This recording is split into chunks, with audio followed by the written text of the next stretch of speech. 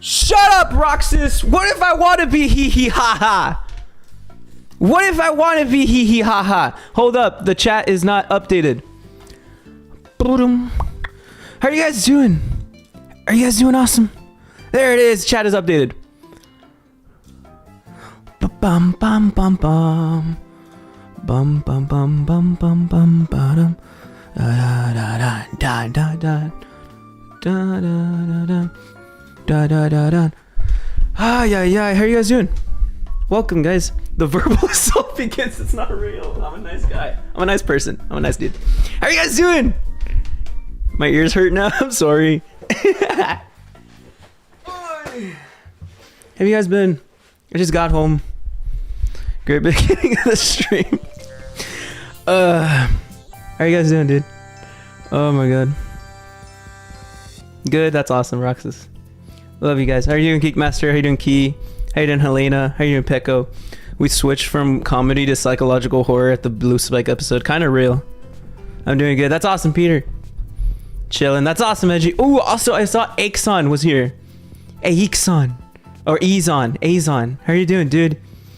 You haven't been. This is your first time like popping into the stream in like a while. At least I think so. 𝙳ዐսան. How are y'all doing? Yeah, I forgot to what's it called? Change the stream time from 8:45 to 9. So because I decided to make it 9 when I went to do the Discord announcement. Which, by the way, if you're not in the Discord, you should totally join the Discord. It would be really cool. But I did the change when I decided to do the Discord announcement, and I forgot to change it on YouTube. So that's why most of y'all probably thought it would be 8:45. Yeah, I'm doing well. Was making some life choices earlier, and I finally decided to go back to college after a long time of trying to get better with my mental health, and I feel comfortable to share. Hey, that's badass though. I mean, I'm going to college.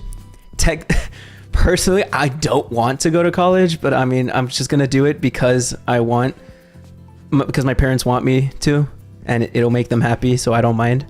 But yeah, congratulations. I'm glad you're going to college. I'm glad you're going back to college. I assume you dropped out, but yeah. Just do whatever you feel is best for you, dude. And I'm glad that you feel this move is best for you. Bum, bum, bum, bum. Finally got Tears of the Kingdom. Haven't played it yet, but I am excited. Based. I've never touched any of those Zelda games. I haven't even touched Breath of the Wild. I know it's really good, but I've just never touched it, man. Started doing chores, but procrastinating, real. That's literally me. I learned from my mistakes, and now always leave the Marc stream at low volume. I mean, I guess, David. Not feeling too great today whatsoever. Not going to get into it, but haven't felt this terrible in a while. I'm sure the stream will change things for me, though. I mean, I hope so, but Griffin. I will be funny. I'll be the funny haha for you, man. I'll be the funny haha for you. Because I want student loans. Not real. Refuse to pay loans. Just don't pay loans. Based. Sigma Grindset music plays.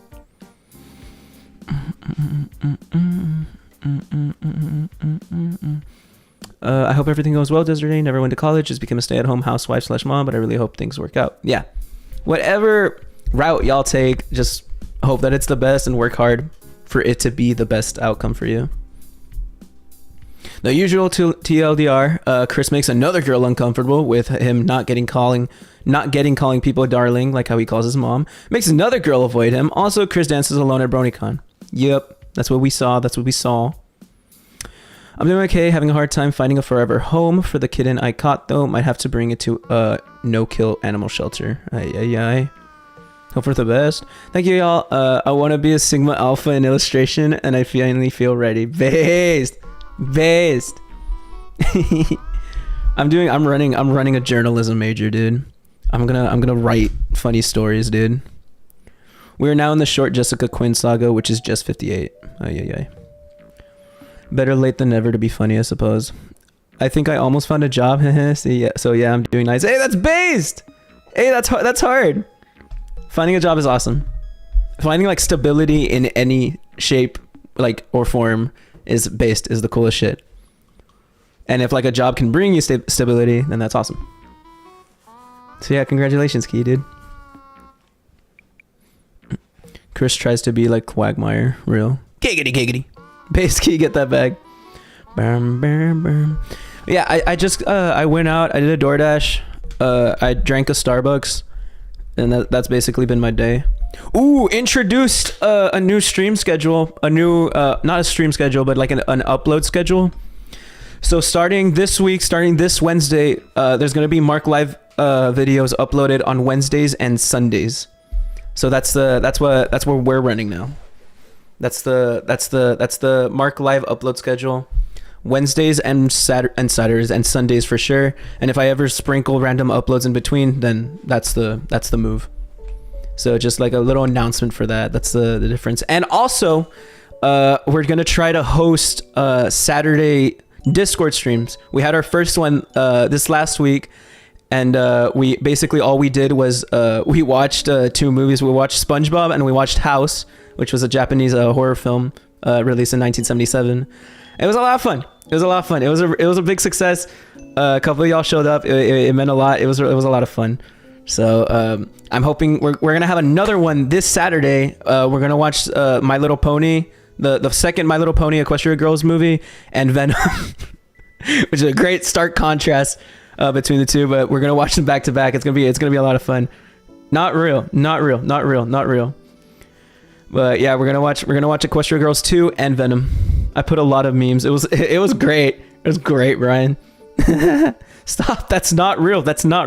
I would never make you guys do it unless it was for like whatever reason. I would never tell you guys to all hail me. I would never tell you guys to donate. I would never do that. You know, I'm above all that. Okay? Yeah. I want to join Discord, but not gonna lie, I think my husband wouldn't like it, so just the streams for now. All right, it's all good, dude. Whatever you feel. If you're not comfortable joining, it's all good, dude.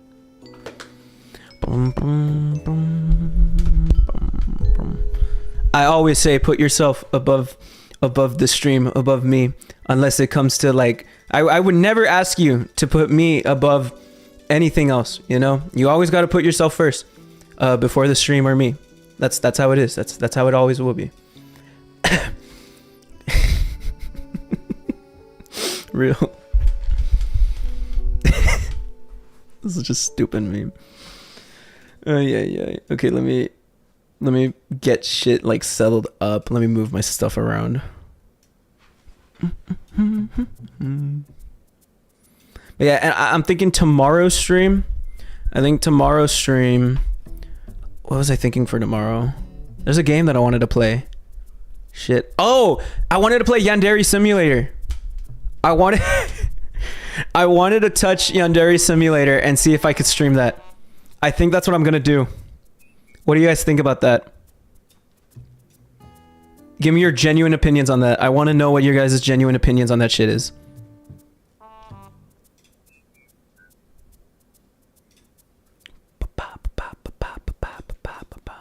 Because I wanted to play Yandere Simulator in 2023.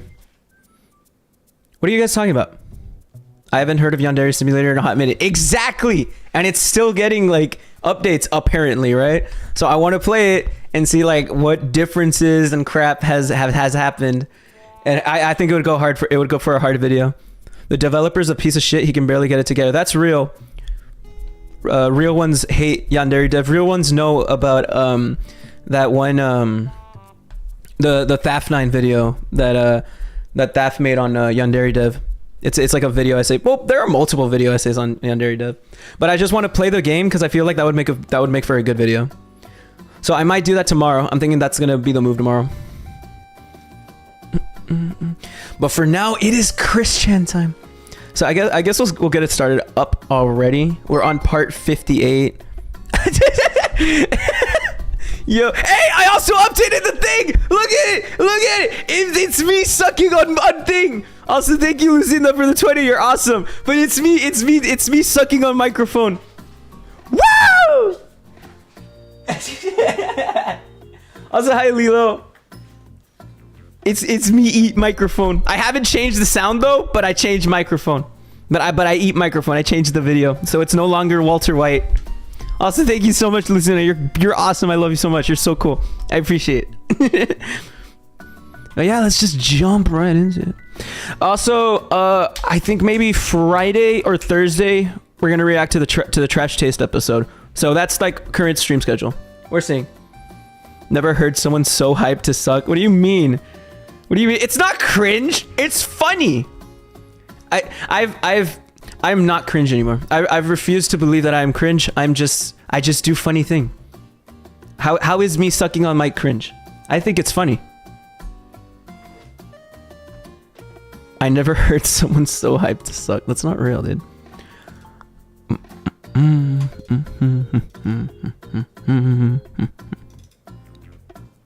Alrighty, ladies and gentlemen. Stop. It's Mark giving the mic a BJ. That's not real. That's what sus people would say. That's not real. It's not cringe. It's funny. It's joke. It's comedy.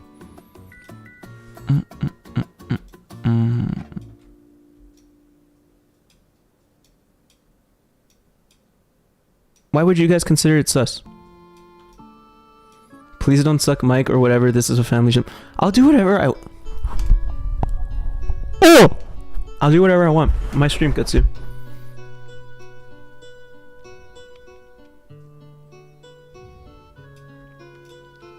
Communism. Alrighty. It's time. Part 58. More Chris harassing shit. That's not real. What made her this way?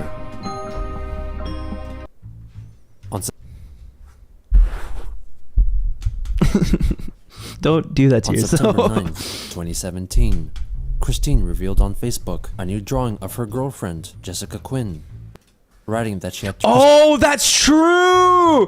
So they changed their like Facebook status to like taken or some crap. And oh, that's true. You didn't remind me. Come on, Roxas. What's it called? So apparently like this chick DMs them, right?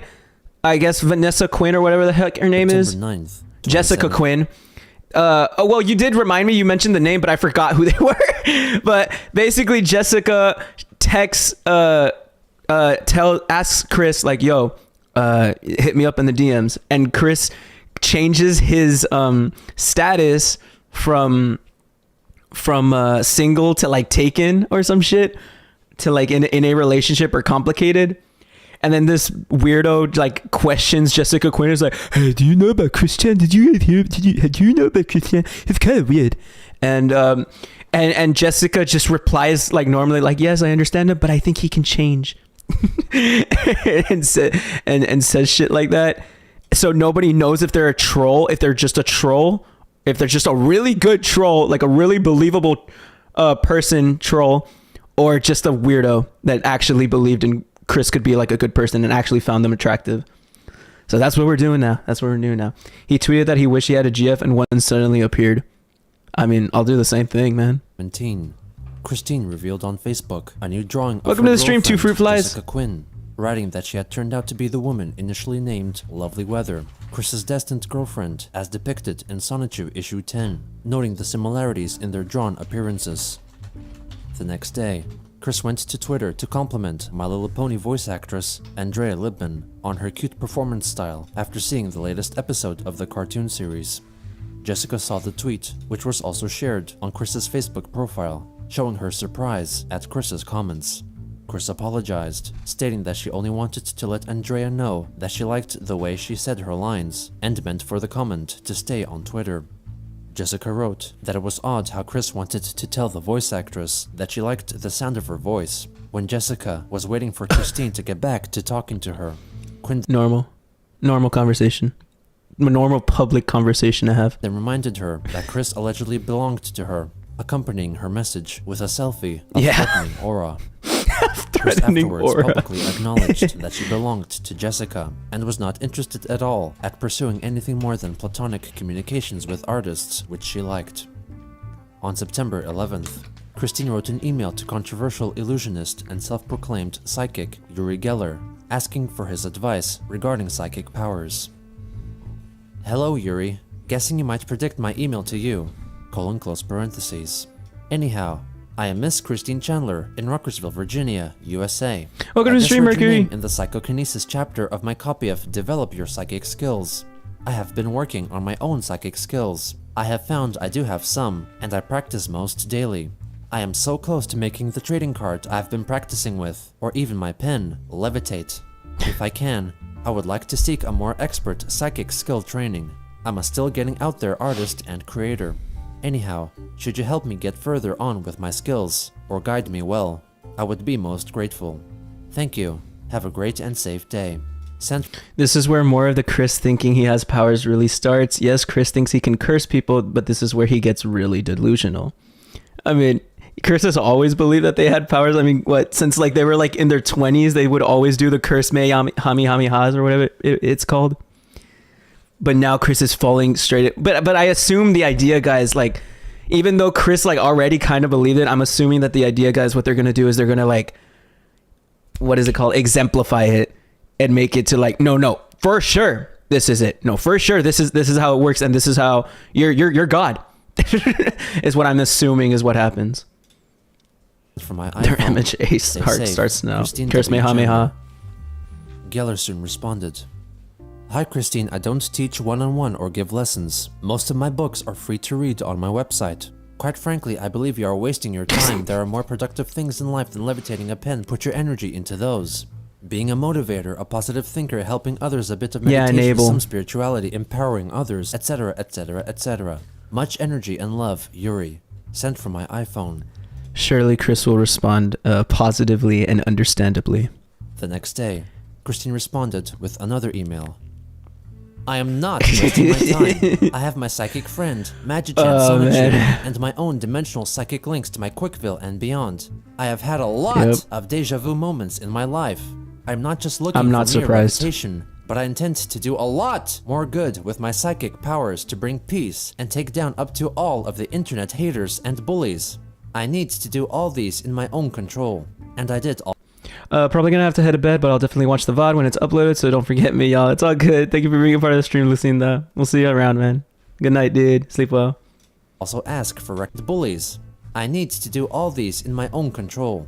And I did also ask for recommendations of anyone else who could help me better develop my powers. Your frank response left me feeling disappointed and disgusted with you right now. This is exactly. Until the later time when I recover from this feeling. Has Chris ever responded to like a fucking like interaction where like an interaction with where someone actually calls them out and Chris responds, other than I guess like Megan or like dudes that like or like girls that he's attracted to. I don't think Chris has ever responded in like a level-headed way to people that call him out.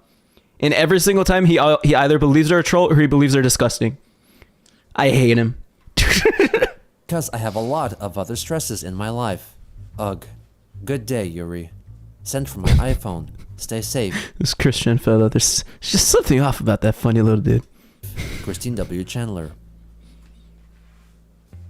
On September 12th, Christine went to Twitter to post a seductive photo of Jessica, possibly sent to her privately, proclaiming that she was a real person and that they had future plans. She and I have plans in the making. That's funny. The next day, it became public knowledge that Chris was listening to the Lazy Cast, a podcast featuring Planet Dolan creator Doopy Doover and her boyfriend. On the 14th, Chris changed the payment method for her supporters on Patreon to upfront charging to prevent patrons from joining and then leaving before they were due for payment. Members of the Kiwi Farms noticed that Chris's announcement post was near directly copied from a Patreon post written by creator 𝙳ዐսեն⁰ who specialized in illustrating chubby anime girls. On September 16th, Chris showcased an updated full-body drawing of Lovely Weather, modeled after Jessica, promising to feature her in future Sonichu issues. On that same day, Chris try not to involve their own life in their comics challenge impossible. Attended the Charlottesville Pride Festival, later having a picture featuring her in the background printed in the Daily Progress newspaper, wearing her oft-seen headgear of pony ears and unicorn horn. Apart from having a few photos of her taken, little is known of. He has the fat fetish, and is there anything wrong with that? Is there anything wrong with that oath, Roxas? For activity at the event.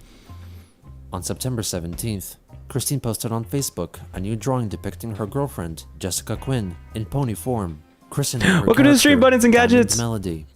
Soon after, she posted another illustration of Diamond and Chris's pony character, Nightstar, together, revealing that they are canonically a couple, or shipped. Jessica herself commended Chris's drawing efforts in the reply section. 2 days later, Chris commended Chris's drawing efforts in the average middle school average middle school Instagram post. Average middle school responding in the replies. reply section. Average 2 middle days schoolers. later, Average Chris middle angrily school. demanded on Twitter Fucking for trolls to relationship. stop bothering her Jessica, sharing the video regarding their relationship, which she had made over a week prior. This was soon followed by 2 brief posts shared both on Twitter and Facebook, the first of which proclaiming that not all trolls were bad, and then the declaration that she thought See ya, kiwis were Lucinda. tasty. Good night, man. Members of the Kiwi farms felt that her recent posts were prompted by a troll, likely Jessica Quinn. On September 21st, Christine shared on Twitter her tips for growing larger breasts hungry. naturally by eating 12 prunes per day and glazing all non-sweet foods with soy sauce. Followers of Chris felt that this ploy of Chris gaining weight and retaining water was the result of Quinn's influence, as she was known to follow several Facebook pages concerning fetishization of overweight women. This was confirmed when Jessica Quinn replied to Chris's post, looking forward to the results of her efforts. Chris's trollsome gal pal, Kim Wilson, elaborated that phytoestrogens, as contained in soy and prunes, would not increase breast size and would only result in increased amounts of salty poops. Chris countered her comment with links to online articles from which she gathered information regarding breast increase. Kim found it sad that many girls were deceived by such pseudoscience promoted by websites preying on All .com links. their insecurities to make a quick buck. Christine asked Kim why she It's couldn't like say a- something supportive. That's like a journalism 101, ladies and gentlemen. They probably teach you guys this in English too, like a couple of years back. But if you ever want to find a reputable source, never go off of a .com website. All right. Deceived by such Quick pseudoscience journalism promoted 101. by websites preying on their insecurities to make a quick buck. Christine asked Kim why she couldn't say something supportive or positive instead, to which Kim replied that since Chris had been tricked by trolls many times before, she was hoping that she wouldn't get tricked again by these websites, adding that she was supportive but could not support false hope. .gov and .edu, yeah, real. What's it called? Marc, check the server. There's a question of great importance. What do you mean? Oh.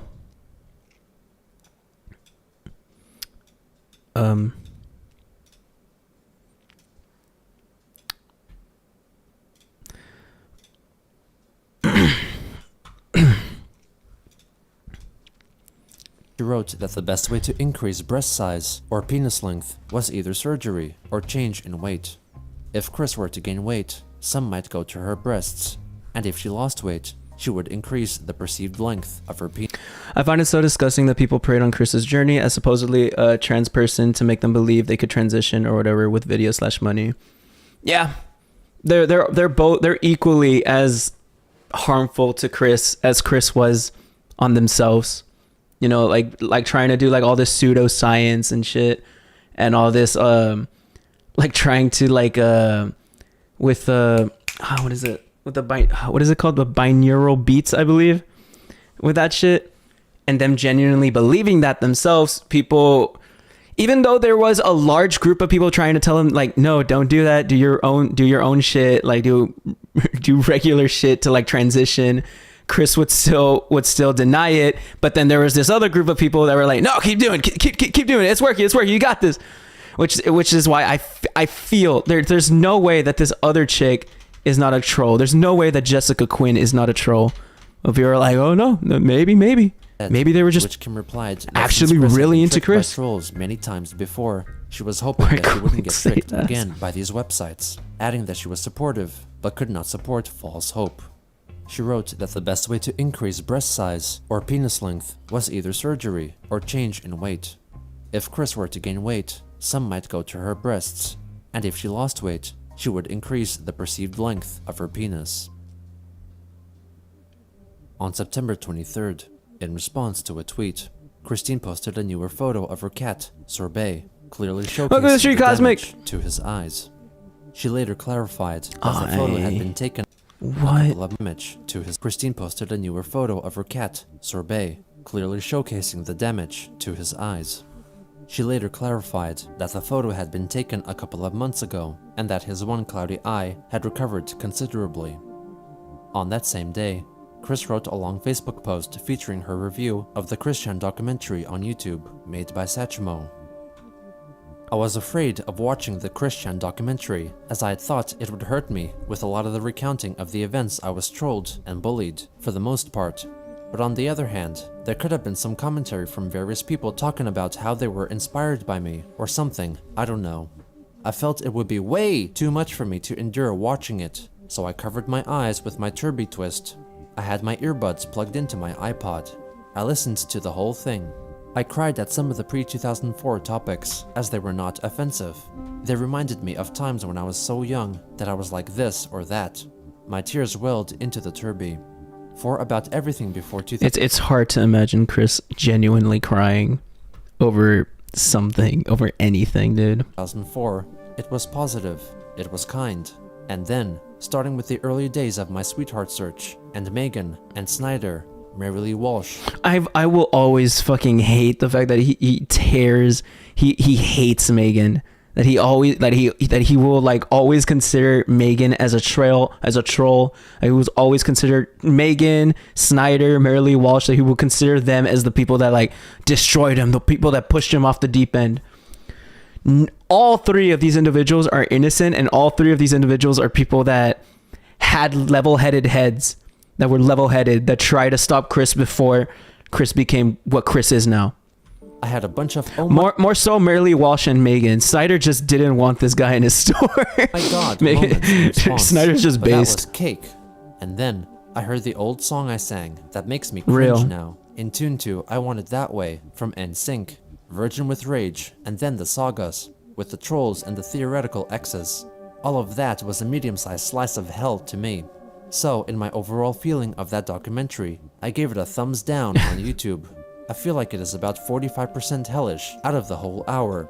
I really wish, and I feel it would do me a whole better world of good for a documentary or a full compilation of recorded video testimonies from all of the people who were actually touched by my work. Or Chris, that's not a documentary though.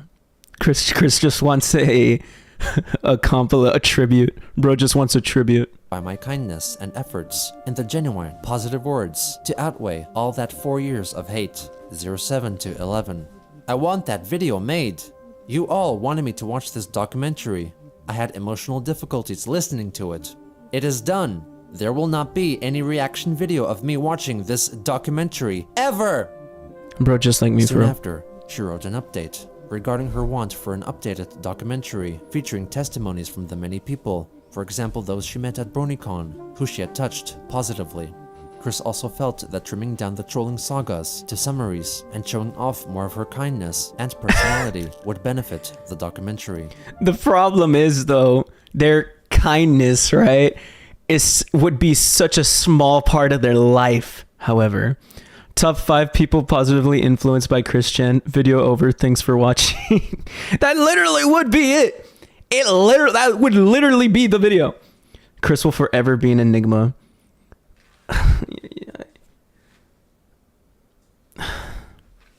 She addressed her past. Like Chris wants a tribute. Clarifying that the trolls. Chris just wants a tribute. Chris does not want a documentary. Badly triggered. Something that I also find pretty interesting. Chris likes the GENOSAMUEL doc, which I find odd.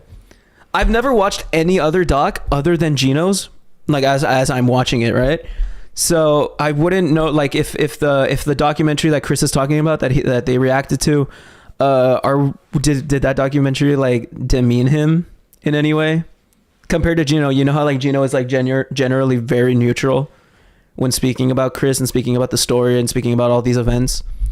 In that other doc, what did they like demean his name, or were they neutral in the same way, in a similar aspect? Because Chris responds, like Chris like would comments on Geno's videos, or would comment on Geno's videos. So It's probably because of Geno's extremely neutral compared to the others, so Chris doesn't have any reason to hate him. So what, did that other documentary, would he like leave like random remarks, like giving his own opinion on that other documentary that Chris reacted to, talking about? Because I guess that's why. Because even then, what all Geno's doing is telling people,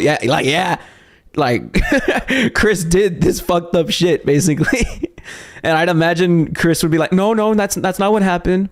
But even then, Chris still has respect for Geno somewhat.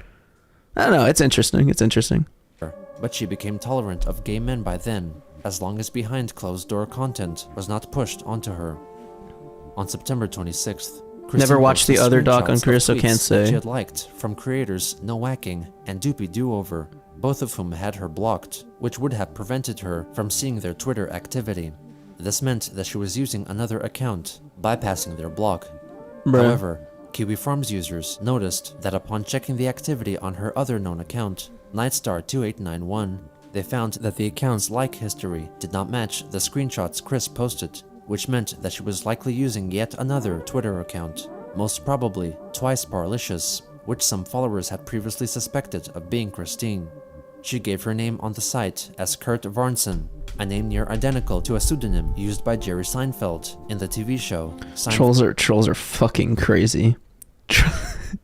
Bro they found his third like burner account. That's crazy. Possibly after seeing the information posted on the forums, Jessica confronted Chris for secretly following female creators like Doopy and broke off their relationship. Nombre. Chris changed. That was it. That was what that was the straw that broke the camel's back. The fact that Chris was following female creators. That was it. That was the last straw. Fucking okay. Her relationship status on Facebook to It's Complicated, while Quinn changed hers to single. Based. Jessica followed up with a short post and replies to comments regarding her irritation at a certain lying, untrustworthy individual, without explicitly referring to Chris. Christine then wrote a post, regretting lying to protect from a truth, and sneaking to hide from the bullies. Why did I lie to protect from a truth? Literally every single that is what every fucking that is every cheater's like explanation for lying. That's why that's how every cheater justifies lying, to protect from a truth. That's not a good thing. Why did I sneak to hide from the bullies? Fuck off. Shortly after, she updated her Facebook profile picture to a 7-second long video of herself crying and pleading for Nombre, I don't even want to watch that. I don't even watch. Dude, oh my god, I'm gonna cringe. I'm scared.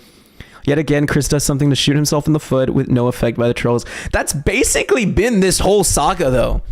Everything past Chris burning their house down has basically been nothing, no effect by trolls, right? No effect whatsoever by trolls. It's all just been Chris being a weirdo. Generally and genuinely. Like, everything past their house being burnt down has been of their own fault. Like, what, them pepper spraying a GameStop employee, them begging for donos, them being an asshole to people that would buy their eBay shit. It's all been just Chris being mean. Chris just being a genuinely bad person. I'm 14 and this is deep. If this was an anime, when Chris's next GF leaves him, Chris would be like in the English dub, "No, this can't be happening. There's no reason for me to go on. What am I fighting for?" Chris, maybe I should admit I'm a stalker, real. Mark, maybe we should follow Chris's example and ask Dono this way. This is not the way, Desert. To not leave her. Jessica, I'm so sorry. God, this is so cringe. Lose you. Jessica accused her of lying because she thought she could get away with it. Wait, so it was just that? It was just that? We didn't have more? Picture but that was to a funny. 7-second long video of herself crying and pleading for Jessica to not leave her. Jessica, I'm so sorry. I don't want to lose you.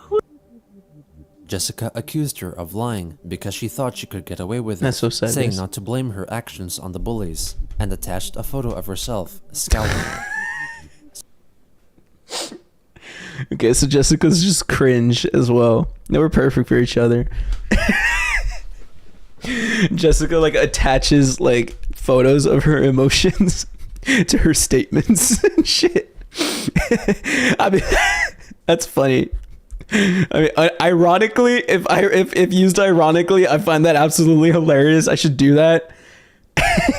Like just make a genuine statement and be like, no, I hate this, or like on Twitter, and then just tag it, just attach a picture of me scolding them. That's funny. YouTube apologies be like, that's real. Break out the ukulele, real. Soon after, Christine wrote that her head was feeling constricted and that she would be Bro, taking just some like me. time off away from her phone, presumably after a private conversation. Why does Jessica look like a randomly generated me? He looks like the generic me that you'll grab, because you know how they have like little templates on Me Maker. Genuine, just that. There's probably more, but a few seconds of Chris crying is enough. Welcome to the stream, Karen. The two changed their relationship status back to being in a complicated relationship with each other. Shortly after, Chris wrote on Twitter that she was to regrettably quit following the LazyCast podcast featuring Doopy Do-Over, apologizing to them for unsubscribing. Jessica replied, thanking Chris for her decision. Christine then... It's because Jessica didn't like that he would... That's both crazy from Jessica, right? In any other situation, that's fucking crazy from Jessica, but also understandable because it's Chris. You literally can't trust that motherfucker. And unfollowed Doopy and No Whacking on her Twice Parlicious Twitter account. She elaborated on Facebook that cutting off these ties felt like she was conceding defeat against her will, but did so to fulfill her promise. A Facebook friend expressed concern over her willingness to cut the aforementioned ties if she was being forced into... Yo, can we give viewership to 30? I mean, that would be cool. Did I ban Siri? No, I didn't. Oh, I did. No, that's funny. Yeah, I did. I remember. Yeah, I did. I'm sorry. I'm sorry. I did ban Siri from chatting. Give me like 2 seconds. Yeah. Okay, you should be back, man. Wait. Yeah, I'm sorry. Marc is so cruel to his fan base. That's not real. I love you guys. Hey, Zerili, welcome to the stream. How have you been doing, man? The gamer oppression is real. What do you... Chris is super weird. He attracted them. I mean, yeah, that's true. Both of them are weird. Both of them are weird as hell. I've been trying to talk for so long. It's been sad since I see my son lost this monster. Okay, let's go. it, while Quinn showed surprise at Chris claiming that her actions were being done against her will. 2 days later, Christine posted new unfinished pages of 𝙳ዐΣεν⁰યુ, which revealed possible influence from Jessica Quinn in the fact that Rose-Chu had begun to excessively eat and became overweight. Later on, guys, this does remind me about the economic state of the United States currently. Look up Sonic inflation, you'll learn more about it. Twitter user Yvonne Mora accused Chris of stealing a work of fan art by Gabriel Montero to use for the banner of her Patreon page. Chris defended herself. That's not real. That it was That's not a lovely real. piece of art and was using That's it in real. full That's real. appreciation of the artist who drew it. It was also not considered stealing because 𝙳ዐΣεν⁰યુ, Rose-Chu, and the city of Quickville were her creations.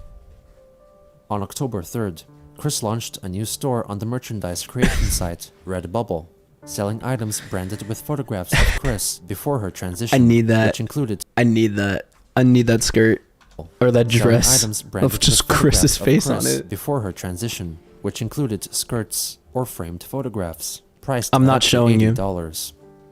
The next day, Christine recorded a second interview for the podcast Internet Dream Lounge with the hosts Welcome to the stream, Merriweather Remy. and Easy K, promising to ask I would more tough rock it. questions I'd and imagine. plan out the interview accordingly to make it more entertaining than their previous effort, which had to be scrapped. I'd wear it on stream, man.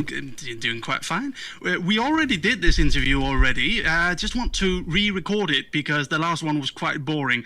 And also a few times I slipped up and didn't call you by your proper pronoun. So what was it you told me to do this time in order to make sure I don't slip up and call you he instead of she? Pretend you're talking with Natalie Portman. Hello, I'm Miss Natalie Portman. Let's have fun today, all right? All Dude, right. is Natalie Portman in the room right now? Apparently she is. Is Natalie Portman here?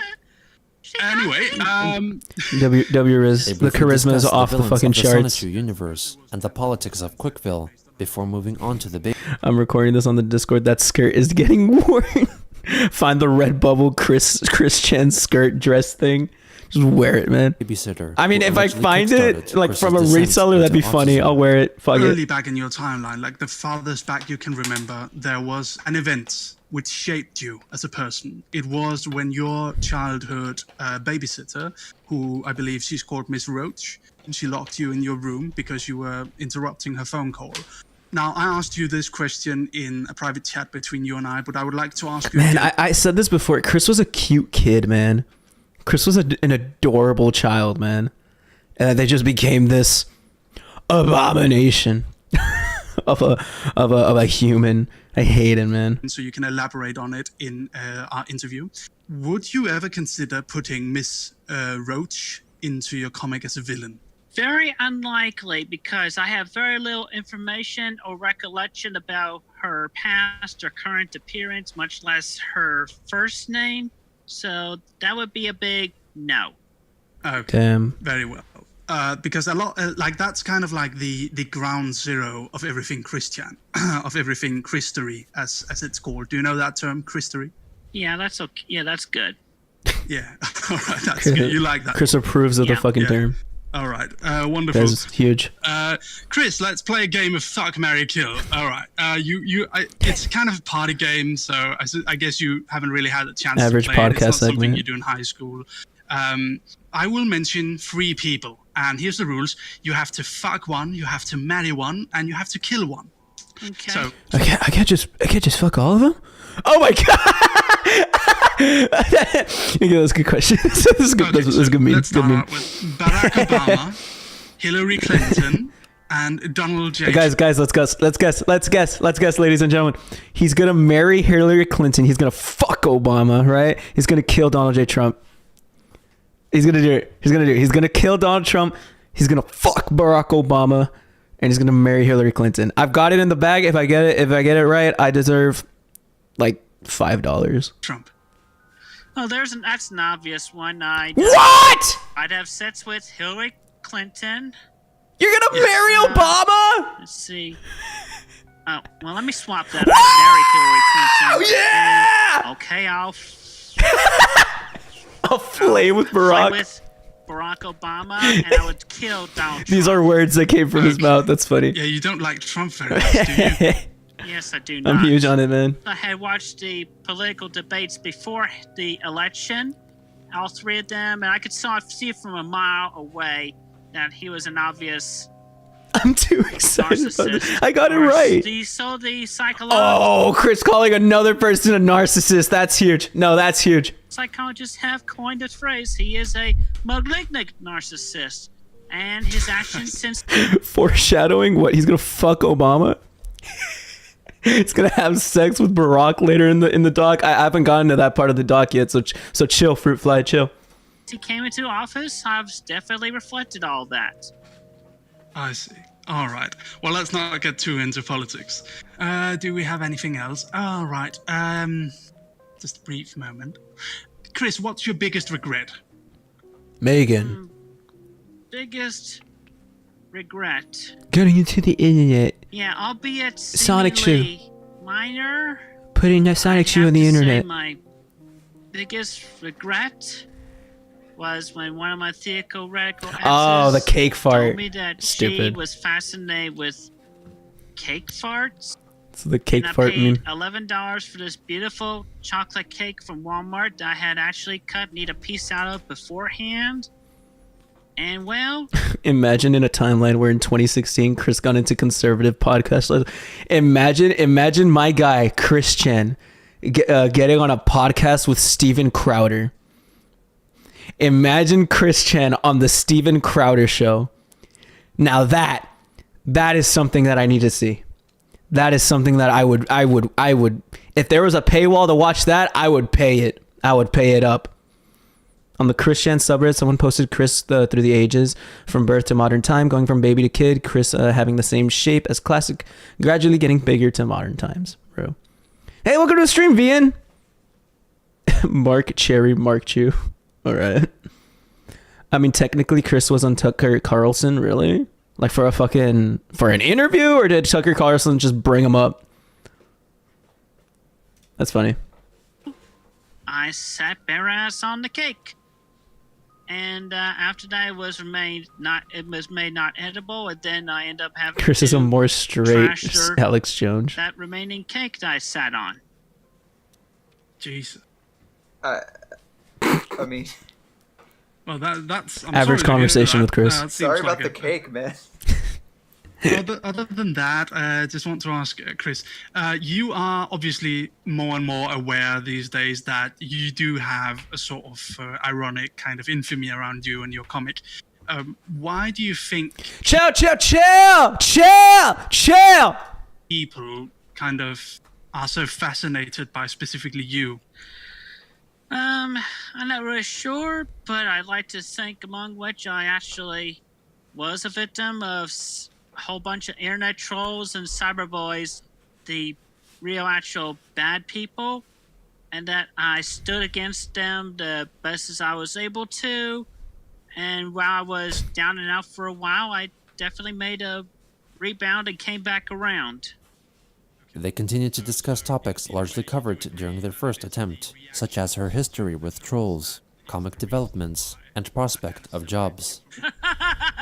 Natalie Portman or Christine Weston Chandler, thank you very much for joining in. Do you want to do a little bit exit? Our podcast name is Internet Dream Lounge. Do you want to give us an exit?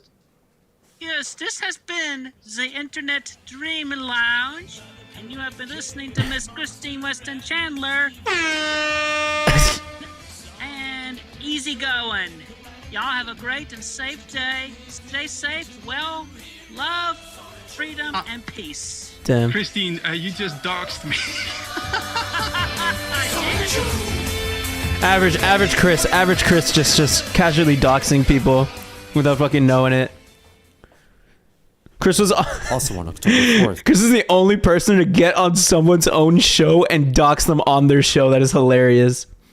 Mark is just a bean who sneezes like a kid. That's not real. I sneeze like a human. Important question. Would Christian be attracted to the green M&M?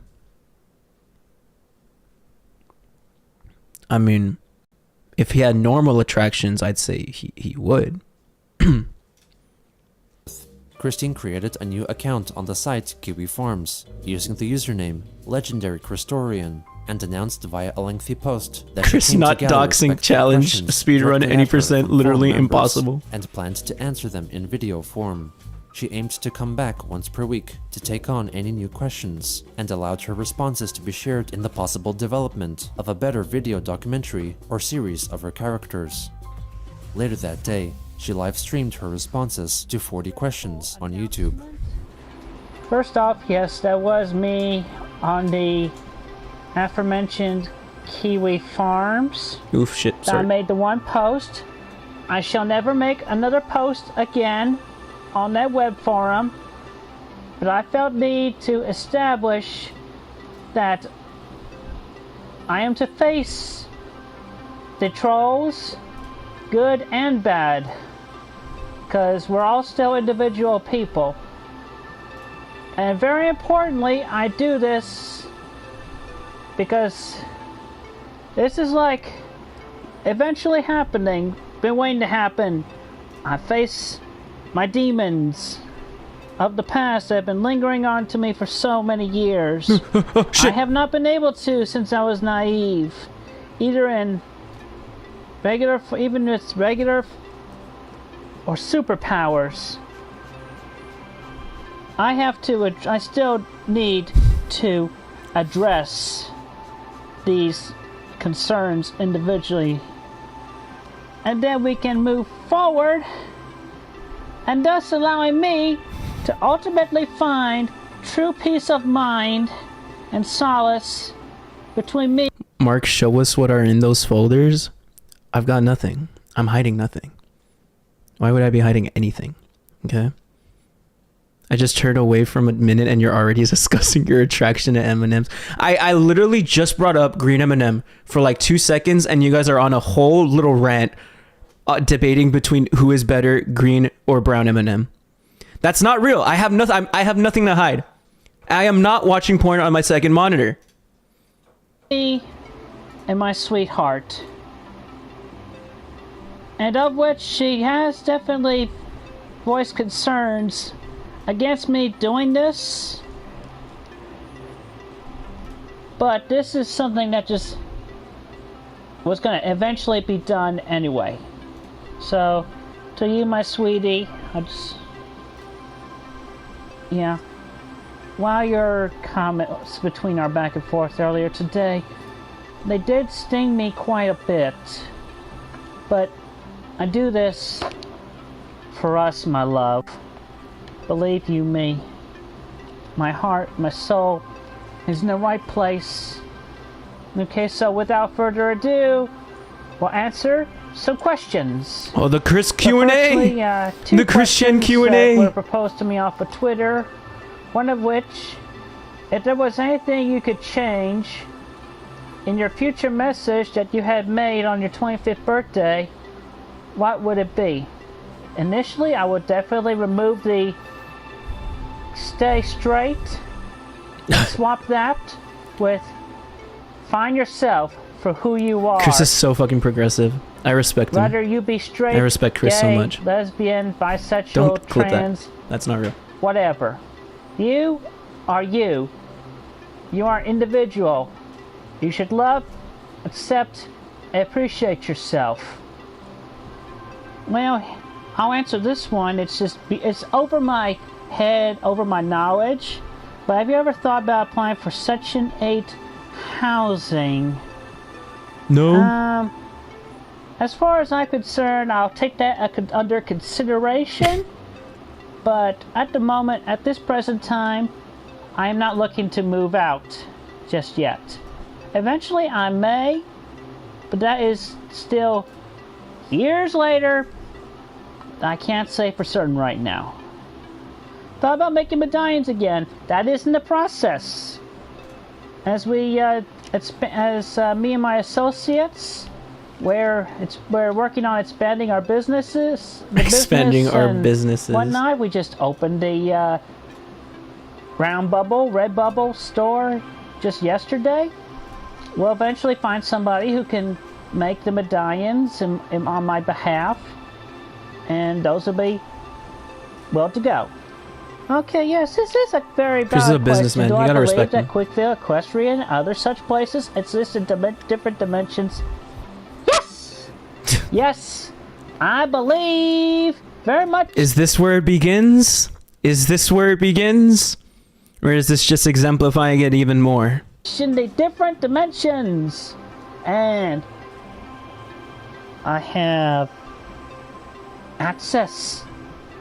If I access to all those dimensions, I can view it into them just like my OC, Night Star, can see into our dimension, our reality, watching our YouTube videos. And visiting us. Okay, Limo. Mark, look at the anime channel on the Discord. This better be fucking good. This better be fucking good. Okay? This better be good.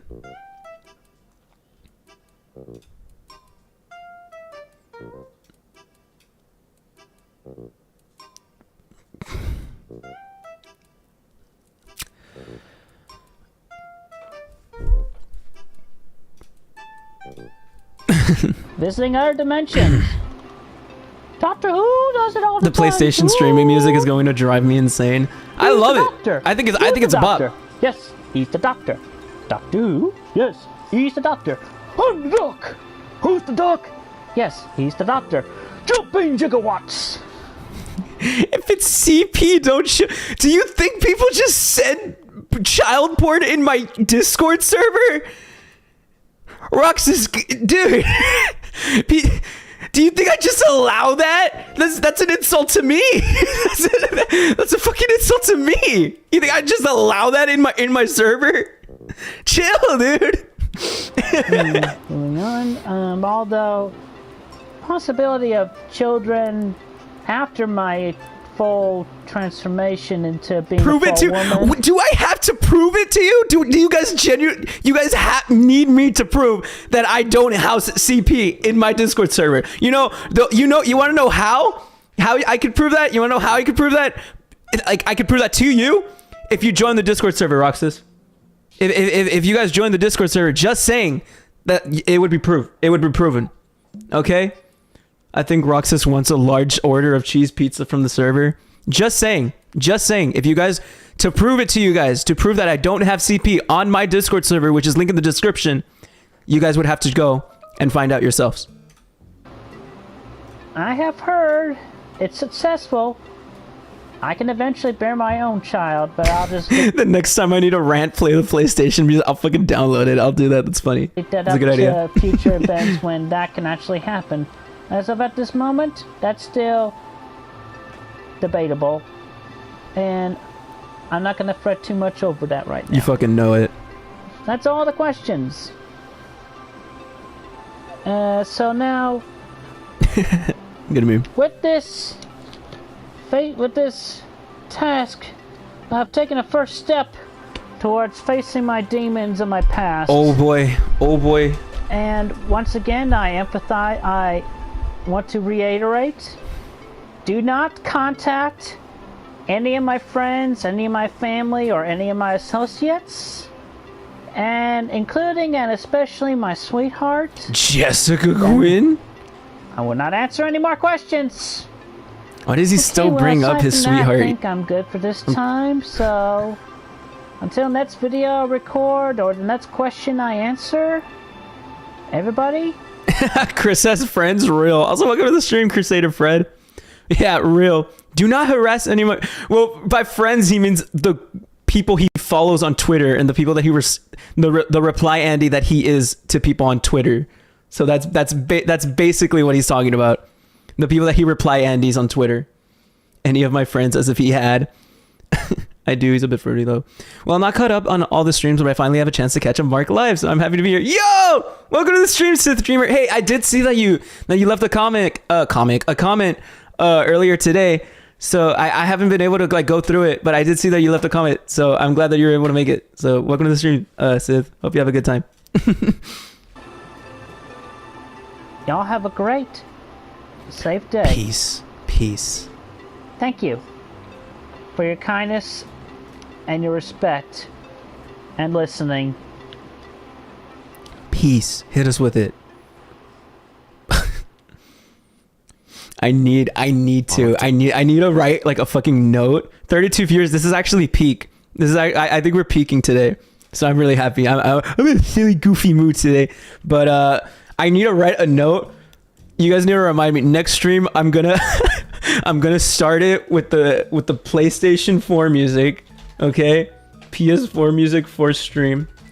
And I'm gonna end stream with the Playroom JPEG. Okay, just because I think it's funny. All right, that's what I'm gonna do. We peaked, Mark. It's all downhill from here. I mean, it's been a good journey, ladies and gentlemen. It's been a fun old journey. October 5th, Chris posted on Facebook in disbelief after finding out that Jessica Quinn's Facebook profile had been deactivated. Yay, stream while I clean out my car and pack for a trip. I leave on tomorrow, but have procrastinated until right now. Welcome to the stream, Rebecca. Hope you have a good time, and I hope you have a safe trip tomorrow, dude. That's all good. In a hasty We effort peaked, Mark. to It's make all downhill contact from with here. her, Chris made a short YouTube video. The next video Chris posts is a ride. Sweetie, love, I just noticed your Facebook account is being... They're still not on talking terms, right? Jessica Quinn, who he's talking about. Oh, shit. What the hell is going on? I'm worried. What the hell? me when my middle school girlfriend deactivated her Instagram account to take a break from social media, and she didn't tell me about it. If there's something going on, I need you to tell me right away, please. You can reach me at my phone number. Text me.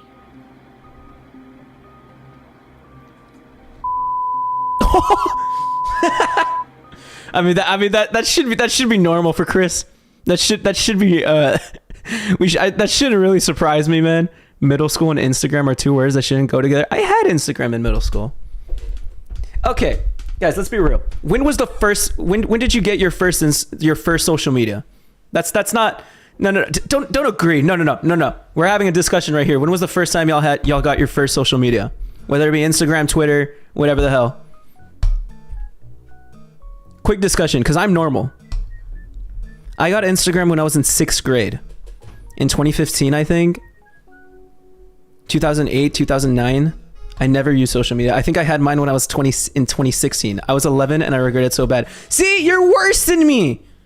Come on. Can't get mad at me for having Instagram in middle school. All right? I'm old enough to have had MySpace. Oh my God, you're based though. It was a Russian website called VK. I know about that. I think I recognize the name VK. I'm normal. I'm normal. I'm a normal human. I'm human. Does AOL count? I guess. MySpace, because I'm elderly, I was 13. See, so it's like 13, 12. But I'm also a grandma and I'm telling you to be better than me, Mom. Okay, I'm sorry, Grandma. Okay, sorry. Friendster was a thing. You guys are so old. You guys are so weird. Where are you guys on random things? Dude, I had Instagram. I was kind of based. I was kind of hip. I got Instagram was my first social media, man. Y'all got MySpace. Y'all had MySpace, Facebook, Friendster, AOL. Y'all are so old. Neopets was my first.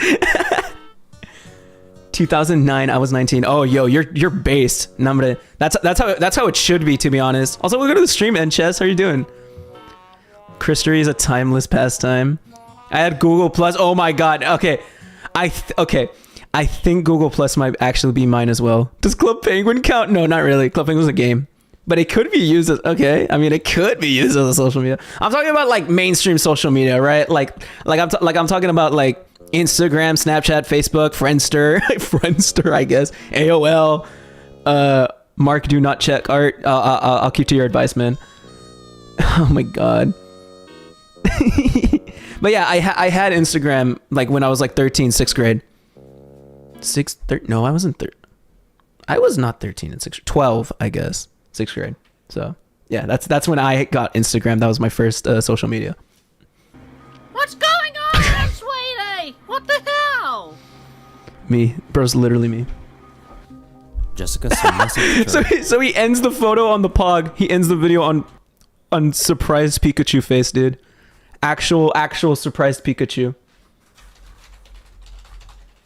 Actual surprised Pikachu. Actual surprised Pikachu face. Open image in new tab. This is Chris. This is literally Chris. This is literally bro. You can't tell me that's not the same person. That's literally same dude. Hey, welcome to the stream, Robot Wave. Don't ask who I am, but check the art channel on Discord. You won't see me again. Who am I? You will never know.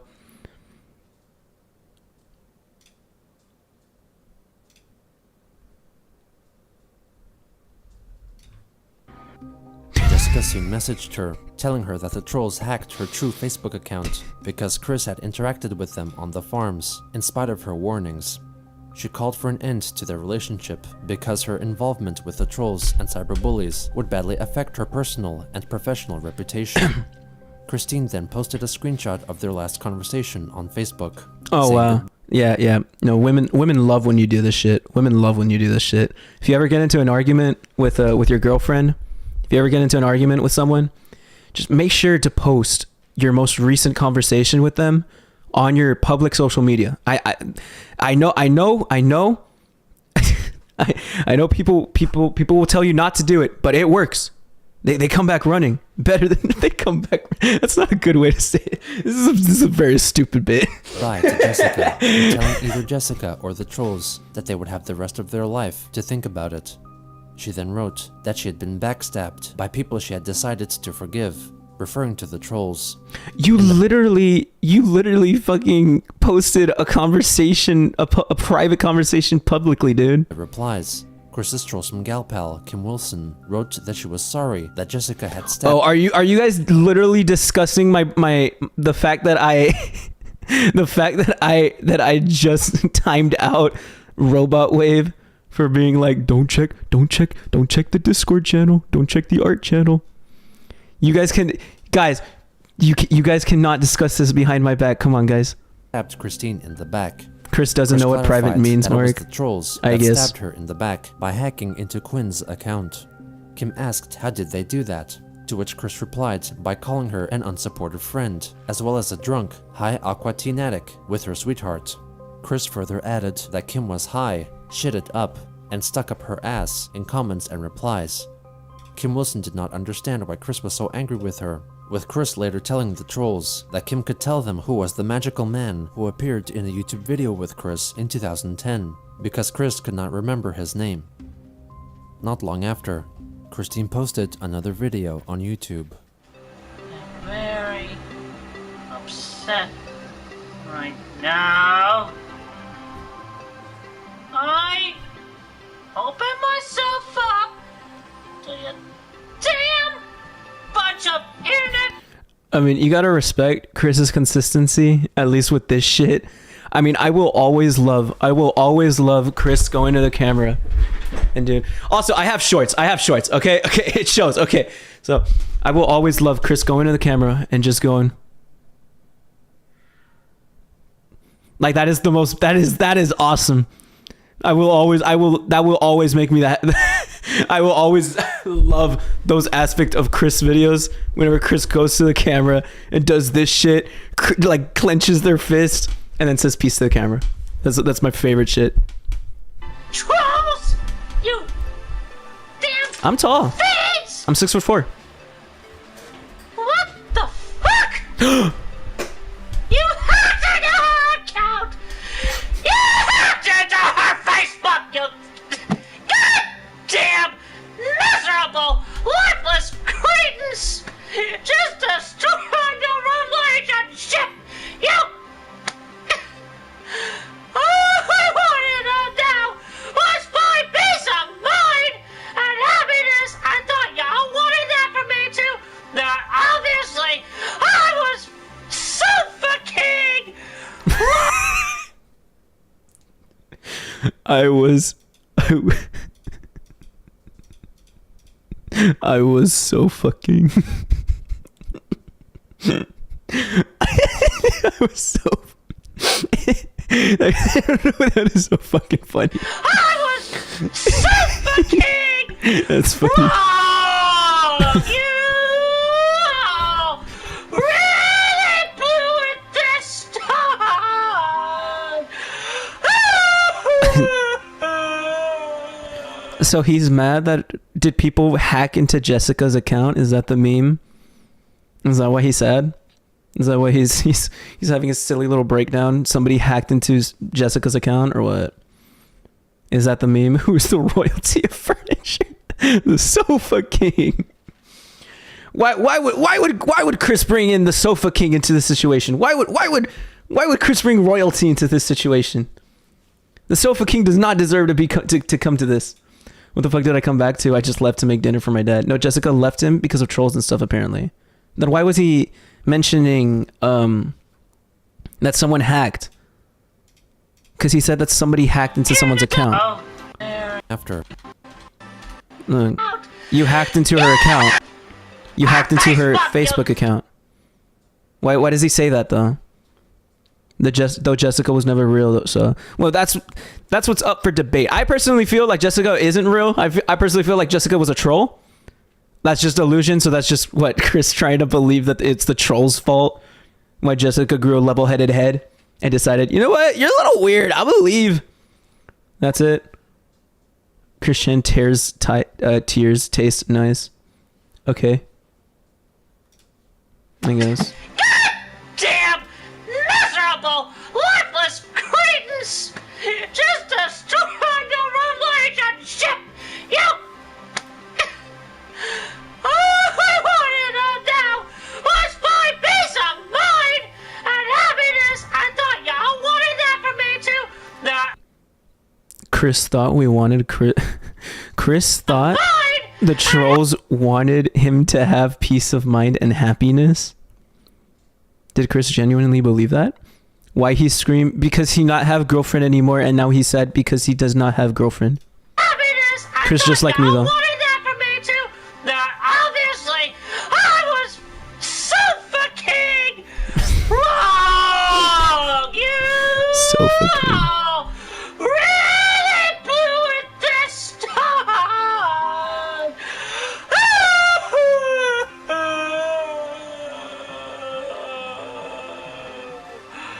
This is not funny if you laugh. This is not funny.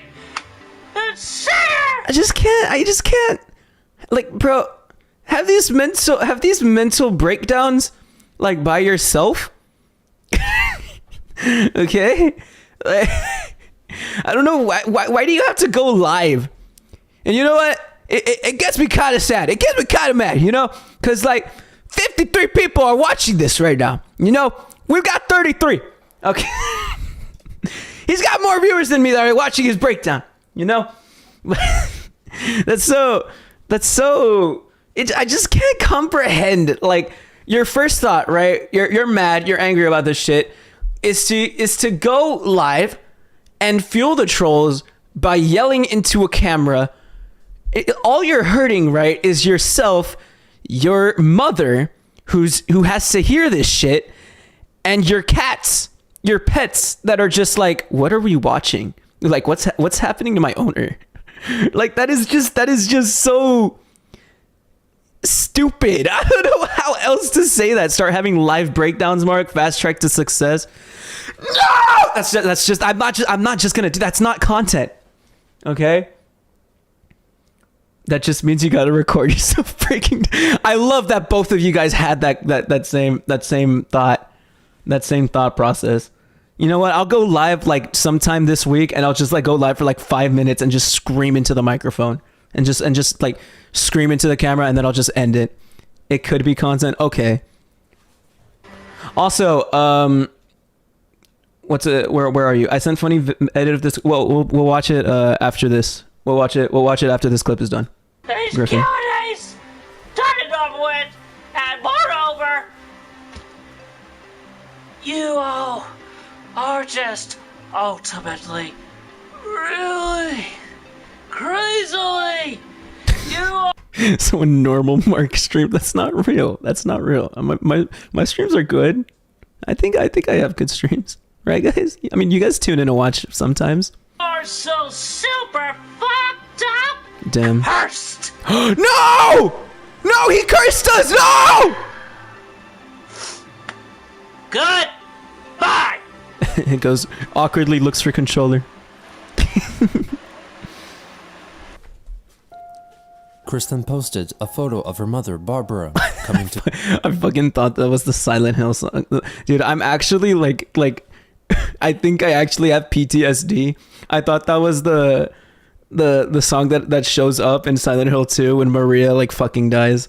I thought that's the song that was about to play right now. I was like, that goes hard. Like, what do you even do when you shut the camera off after yelling like a madman at the camera? I mean, I'm sure Chris just like angrily huffs and puffs while staring at his accurate depiction of Chris. Look, accurate depiction of Chris once he finishes going live. I'm angry.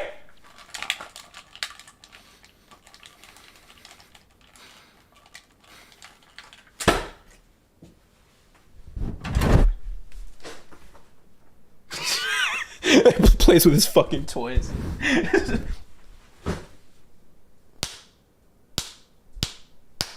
That's Chris. That's Chris.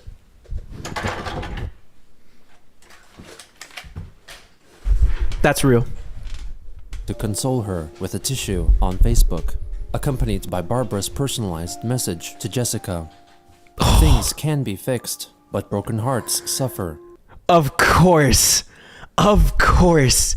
He brings Barbara into this with his relationship. Look, Jessica, if you read this message from my mother, Barbara Ann Weston Chandler, she offers this wisdom onto you. Things can be fixed, but broken hearts suffer. Please give Christine another chance. Now, brother, I don't believe I've ever seen someone be this down bad that they bring their mother into this. But I mean, I guess I've seen it now. Please give Christine Chill! Stop it! No! a chance. Christine then changed her Facebook profile picture to the video of her crying for Quinn. She later That's so fucking. I hate. Dude, I'm gonna change my. I'm gonna change my YouTube, Twitter, Discord profile picture to my video of you guys brighten my day. I'm gonna change it to that thumbnail. returned to Kiwi Farms to write one final post. Oh boy, Thanks a lot, you goddamn bunch of bastardist children!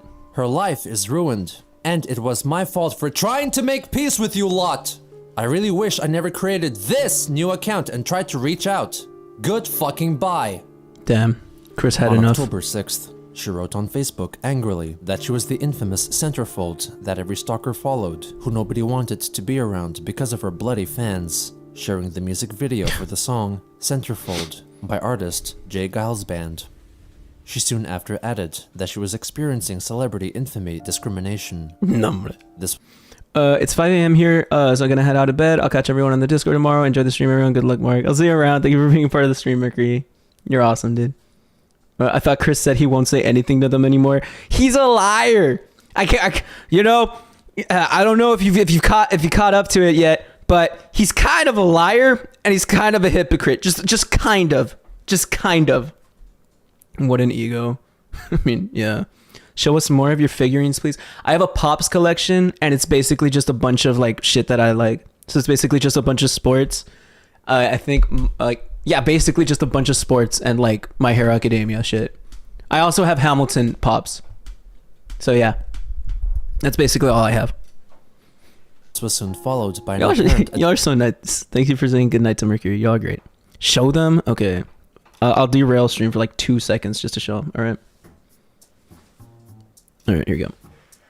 So, I mean, hopefully, I don't know if the camera would show. I don't know. Can the camera get out? I don't think it can, but okay. That's it. It's that stuff. That's what it is. It's up there. That's Izuku Midoriya. That's Deku. That's Stephen Curry. That's Max Scherzer. That's Dak Prescott. That's Shohei Ohtani. That's Justin Verlander. That's Jose Altuve. Those are Star Wars people. Stephen Curry. I think behind that is SpongeBob. Yeah, that's SpongeGar. That's James Madison. That's Alexander Hamilton. That's Aaron Burr. That's Jose Altuve over there. That's Damian Lillard. And more people in the back. So yeah. Hey, how you guys doing? What's up, dude? Hey guys, how you doing? How you doing? How you doing? How you doing? Okay.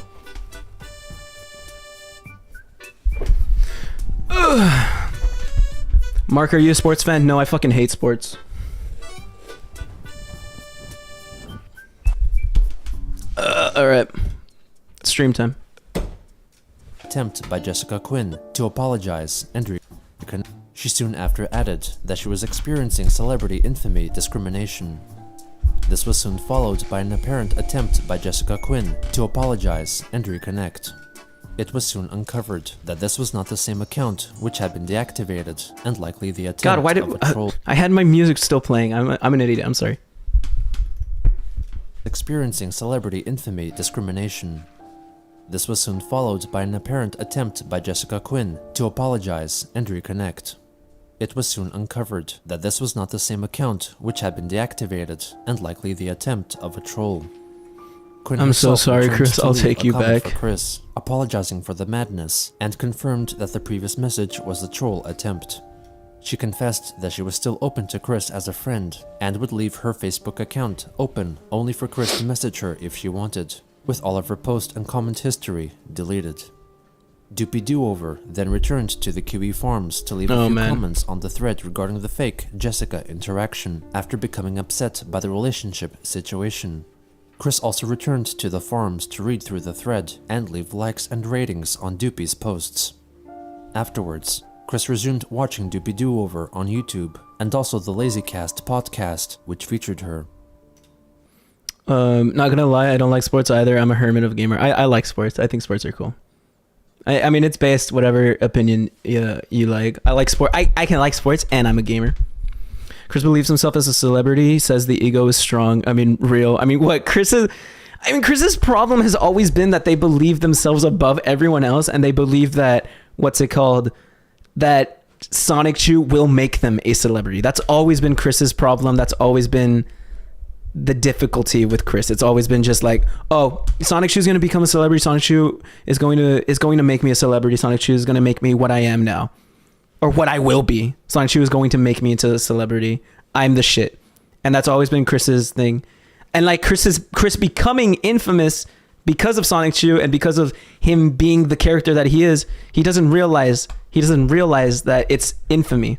Kind of has though. Yeah, exactly. But he doesn't realize that it's infamy. He thinks it's positive. He thinks it's just a couple of trolls, a couple of bad apples, a couple of trolls, but everyone likes me.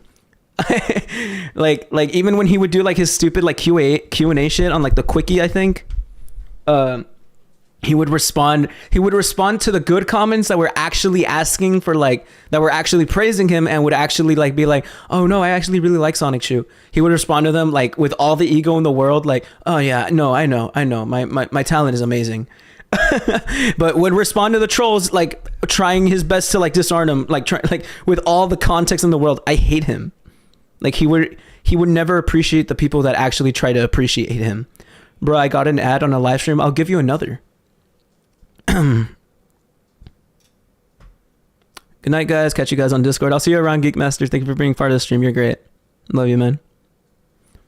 He still wants Doopy. He's getting over Jessica slowly, but still lists her. Still loves her. But yeah. Christine then lashed out, both on Twitter and Facebook, lamenting that she did not have Jessica to feed her and have her watch her belly grow, like her Sonichu characters. Okay, now we're getting into like really weird territory. We're getting into Sonic inflation territory, which, by the way, if you haven't looked up, you got to look up to learn more about the economics of the United States. I'm getting sleepy. It's been a long day. Had a blast as always. I'll catch the rest of the stream tomorrow over breakfast. Thank you, man. I'll see you around. Thank you for being part of the stream. Buttons, you're awesome. Love you, dude. She shared a photo of a large ice cream candy cup she was having, feeling discorded because she was not sharing it with Jessica. This was soon followed by another photo, this time focusing on Chris's large belly, writing that all of it could have been Jessica's. Okay, so Jessica was weird and Jessica's really into fucking vor. Got it. Her next photo was presumably her reaction after receiving a brain freeze from eating ice cream, placing her headache on Jessica's conscious. The next day, Chris went to see the new My Little Pony prequel movie at the cinema, along with some of her friends from the Pokemon League Club, which she would attend at the End Games card game shop. She wrote on Twitter that while she was waiting to meet up with her friends, she reflected that her girlfriend was unsurprisingly absent from the movie event because she broke up with Christine due to her fanbase. Later that day, she confessed that she felt she was famous like a princess and had the difficult obligation to keep as many people and loved close ones as possible happy. This was soon followed by an announcement that she was recovering and was not going to kill herself as life and her work resumed. She then went to Twitter to reveal that the zip code of Quickville, Virginia was 16429. Not long after, Chris updated her followers with a new page from Sonichu, not vor weight gain / feeder fetish to return back to normal. On October 8th, She reminisced on Facebook that she missed the original Sonichu medallion, which was destroyed by a group of trolls pretending to be her first theoretical ex-girlfriend, Blanca Weiss, in 2008. She announced, for the sake of Christery, that their prank was not only not funny, but disastrous, as its destruction caused 4 years of memories, soulful energy, and perhaps even real magic to disappear. She wished for a moment of silence for her first medallion, and hoped to continue wearing her current third iteration forevermore. On October 9th, silence. Christine made a new video, focusing on updates to her Patreon page. Hello there, citizens of Quickville and the internet. Y'all know me? I'm Christian Weston Chandler, formerly Christian Christopher. And I'm the true and honest creator of Sonichu, the electric hedgehog Pokemon, for 15 years. Yeah! Books and course. Yeah! It has 15! affected thousands of readers over the years. This is an updated introduction to my Patreon, because not only do I need money to help pay the household bills, but to expand on the merchandising, including finding some way to make the Shit, custom fuck. Sonichu figures of the whole set. Catching a cold. Anybody interested in applying to become a custom crafter of the amiibo figures and medallions?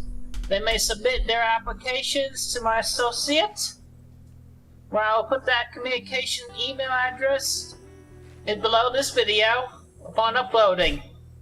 She goes through the available donation tiers, ranging from $10 to $500. Yeah, and yeah. I'm getting. explains the I think I'm getting a little rewards. sick. So anyway, I thank everyone for their continued support over the years, and to all Christorians and all their support and everything. Again, I am Miss Christine Weston Chandler, female pronouns. Thank you Chris very is so much, and have a progressive. great and awesome, safe day. It was around that time. It's a funny thought to imagine what Chris does after clicking on stop recording. Like it would be an interesting thing to think about. Like what does Chris do? Like what did Chris do after the stop talking about my house, or like take my house off the internet video? I want everything about my house off the internet. What did Chris do after that video? After his dad just came bursting in, did his thing, he just like ended the video, said peace, just staring into his camera, just that's the only thing that I can imagine he did. It's ridiculous. I mean, I would have loved to like know exactly what it would have been. Occurrence in the latest episode of My Little Pony: Friendship is Magic, titled Once Upon a Zeppelin. In it, a background pony character is spotted a few times, wearing large glasses, a striped greenish polo shirt, and had a faded green mane. In one moment, he was the only Hey man, 5% of donors go to stream and 95%. Hey, come on, I don't put all my money into the Funko Pops. I put all my money into it goes back to you guys, man. character in the shot frowning and not showing happiness for another pony winning a contest. There was also an older pony couple, who some forum members suggested to be representative of Chris's parents, Bob and Barbara. In addition, these three were the only ponies in the shot to be wearing clothing. Christine later acknowledged the speculation and doubted that the aforementioned pony was based on her previous likeness. She added Oh my god. that she would prefer to appear mentioned pony was based on her previous likeness. She added that she would prefer to appear on the show as the voice of her original character, Nightstar, and believed that the possible parody of Chris Chan could only be confirmed or denied by a direct statement from voice actress. I find it so odd that anytime Chris like tries to reach out to anyone that like would want to make like anything for him or would want to reference him in any way, shape, or form, he's like, aside from that, I would rather be on there personally voicing my OC pony, Nightstar. Like Chris is the only person that can confidently and true and honestly voice his characters. Like Chris wants to voice himself, right? If any, like, because like Chris has thrown out the idea of like there being like a Sonic Chew, like a animation shit, or like a Christian animation or anything. He's like, no, if you do that, I want to be there to voice myself, or I want to be there to voice my character. I want to voice Sonic Chew. I want to voice this and that. I want to voice myself. And in this case, I want to voice my OC pony Nightstar. I found that so weird. Like, you are not a voice actor, Chris. It's a control thing. Chris would voice himself in Sonic Chew. Like, that's so weird. Of course, Chris would say something that looks like him isn't him. Tara Strong, or someone else involved in the production. I guess, yeah, it's a control thing. On October 9th, Chris left a It's also an comment on ego her past thing, man. friend, Megan Schroeder's business's Facebook page, featuring her handcrafted, felt anthropomorphic animals. Christine complimented Megan's talents and sent her and her family many blessings.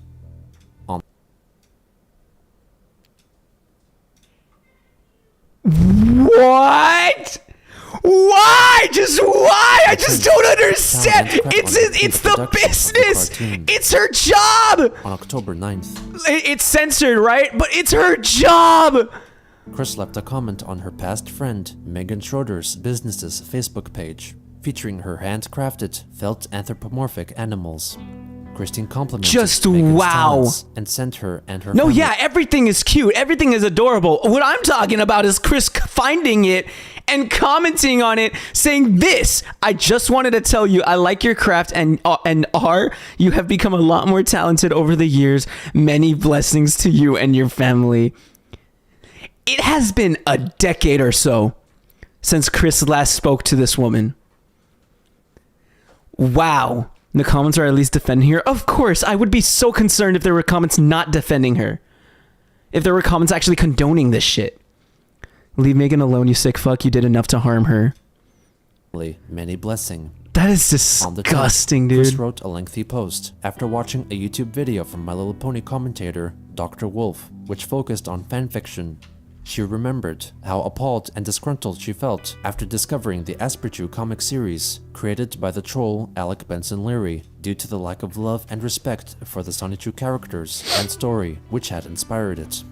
However, she had grown up mentally and emotionally since that time, and acknowledged previously detested fan works as stepping stones for fan artists who would continue to refine their craft and create bigger and better stories in the future. The next day, she reviewed the fan comic Sonichu Finale by Harry Darths. While Chris applauded the artist's drawing style and plotline, she greatly disapproved of the banning and killing of LGBTQ characters. I forgot to react to a thing. I'm sorry, Griffin. I forgot to do a thing. Okay. So you guys know that silly little thing. This shit better not have. If my man Christopher drops an N-word right now, I am banning you from chat. Okay, Griffin, we got that. Do we have the condition set in stone? Okay. If Chris drops an N-bomb at any point, and if there is booba in any capacity, I am banning you from chat. The stipulations have been set. Right now, bunch of internet trolls, their feeds. Average YouTube poop though. What the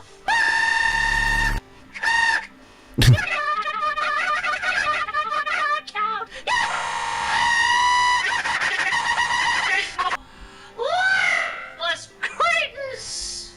Just a stupid relationship! Yeah! It's a mine! Now, obviously, I was suffocating!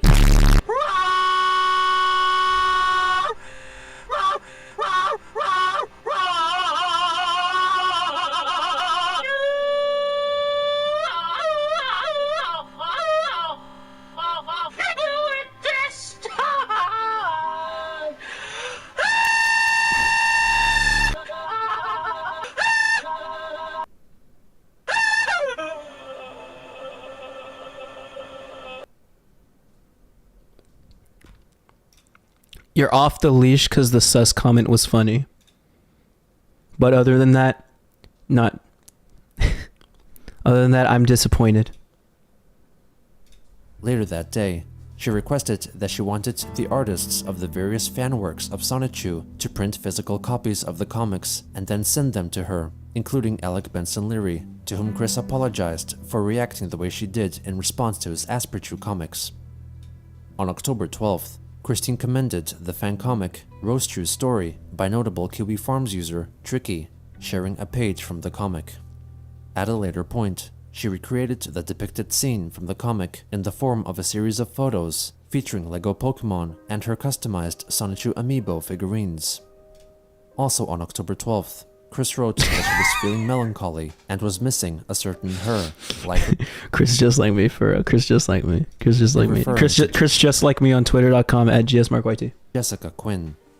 The next day, Chris expressed her emotional jealousy at the YouTuber PewDiePie, who had met his sweetheart over Facebook and eventually met her in person after messaging for You're a so long time. weird, dude. Unlike Chris's sweetheart Jessica, PewDiePie's partner was not intimidated by his fan base. Later again, Christine frustratingly tweeted that she missed her sweetheart, who was scared off by the bullying trolls online. She added that the pony characters she created to represent herself and Quinn, Nightstar and Diamond Melody, respectively, were allegedly still together as a couple.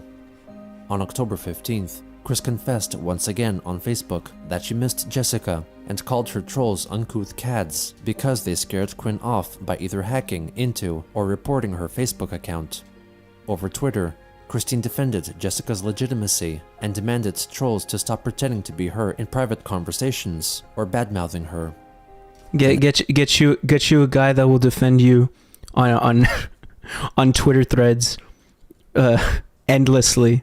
Get you a guy like Chris, guys. Get you a guy like Chris that will defend you. Chris came upon the realization that if Jessica relentlessly had truly been a troll, then their private conversations would have been leaked.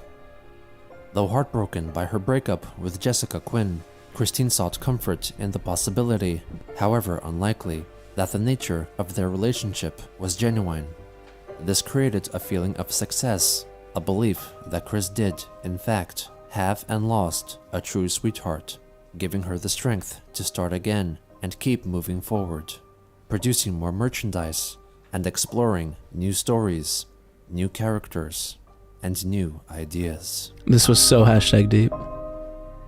This was so deep, guys.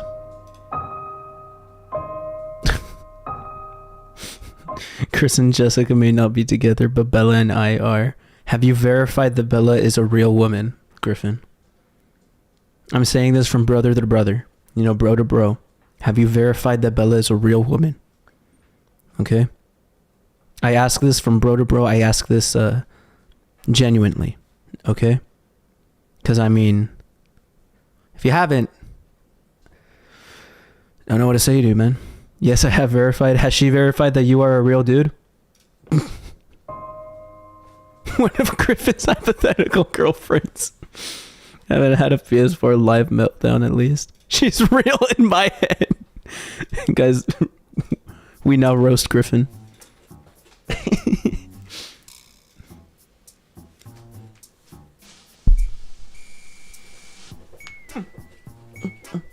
I love this music. Alright, so that was the dog. The Idea Guy saga begins. The Idea Guy arc. Welcome to the new dimension. Chris, teach me psychic powers. Yuri, get a life. Chris, self-unaware schizo rambling.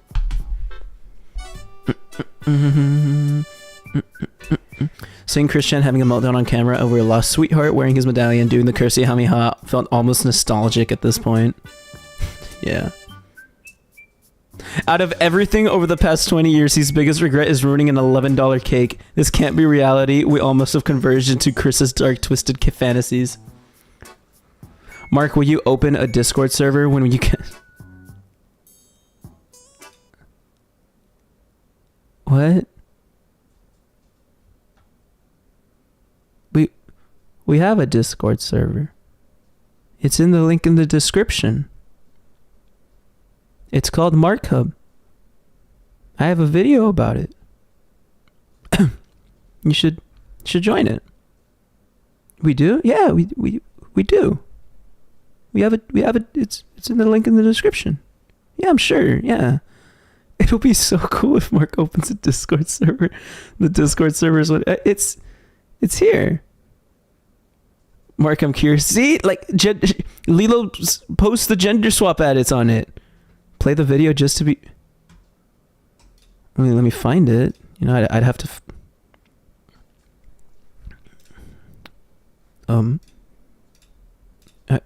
I'd have open the Discord. Yeah. I can just open the. This is the Discord. Or Discord. It's right here. You can join it. You can show up and shit. I mean, I have a Discord. I don't have a computer. How do I? You can join it on your phone, man. We have a Discord. You're in it, man. I'm pretty sure you're in it. Yay, I'm in the Discord. I famous high live stream.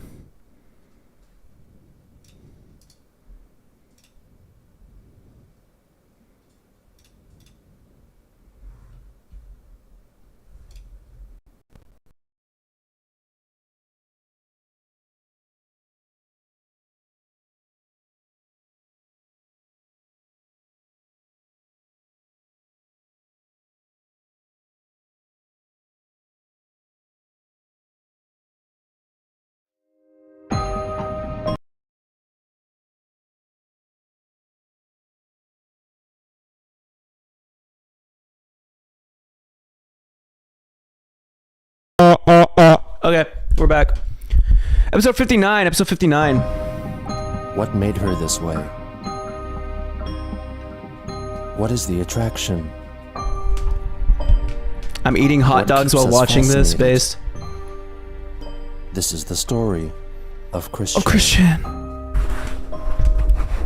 I will punch you in the face if you try to gaslight me again.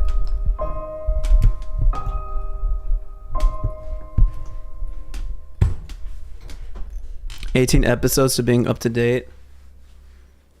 What are your toppings? I'm sorry?" On October 16th, 2017, Christine published the final pages of Sonichu issue 12, marking its completion. Can you punch me The because comic begins with I am not going to give it to your masochist tendencies, okay? Episodes 25, I will not do that. To be or not a Tom girl, told from the perspective of Sonichu's then son, Robert Sonichu, who reminisces that when he was still a young boy, When he did I not find was destruction a and young violence boy. fascinating like the other boys, and wondered why violence made him feel sad. He spoke with his already evolved sisters, looking for guidance. Sarah told him that boys were not supposed to be slow and cruel, but many were, and that Robert was one of the nice ones. Christine told him much the same sentiment. Robert was one of the Upon nice speaking ones. to his parents, Sonichu told him that he was without question a boy, while Rosechu told him that they would still love him for who he was. Magi-chan told Robert that he knew what would happen to his life, but saying so would defeat the purpose of the young Sonny's journey of self-reflection and discovery. Magi-chan revealed that Robert's soul was female, and how he was to handle this information was up to him. Get ready for more Chris Robert self-inserting. researched gender identities I and mean, sexual orientation. is this not just is anytime a Sonic Chew volume shows up, I'm already expecting it to just be in completely self-inserts, just complete self-inserts, just complete projection. So like any like I'm not expecting any kind of like crazy story anytime I see that a Sonic Chew comic is being read by Geno. I'm always just thinking, yeah, it's just a self-insert. He's just saying it. Mark should write a comic like Sonic Chew. I mean, maybe. It wouldn't be like Sonic Chew. I can never copy the goat. I just could never copy the goat.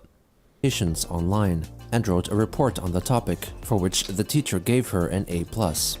Afterwards, while being bullied by Farah, a schoolboy, Robert revealed that she was learning to embrace her trans identity, which made Farah emotional, confessing that he was gay.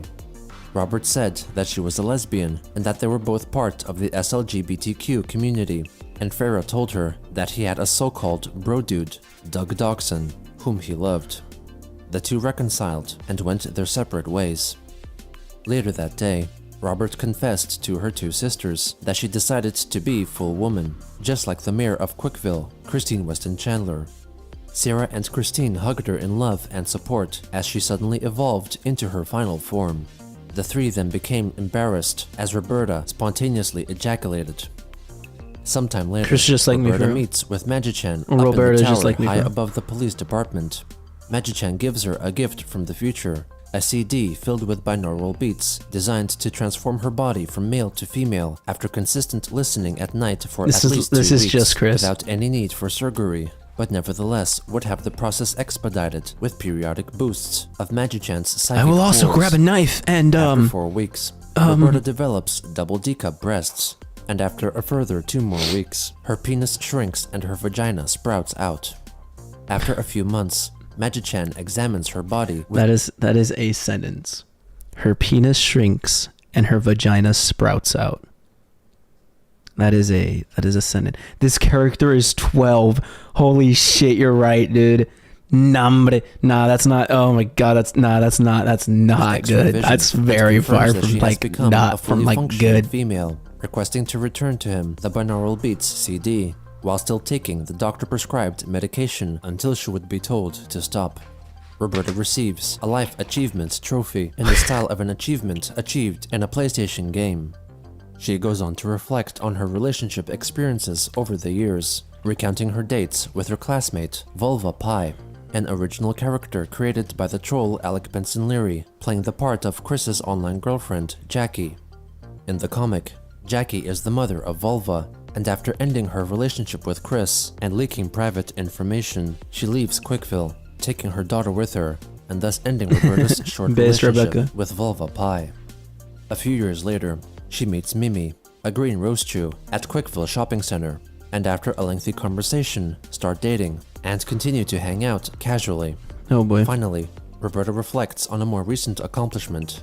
In 2015, with her sisters Sarah and Christine helping her record the event, Roberta runs into the sky to do some skywriting and then performs a sonic rainboom, an action lifted from the My Little Pony Friendship is Magic cartoon, consisting of her releasing a grand burst of energy and creating a gigantic rainbow in the sky, which lasted for only 1 minute and could be seen from all across the east coast of the United States.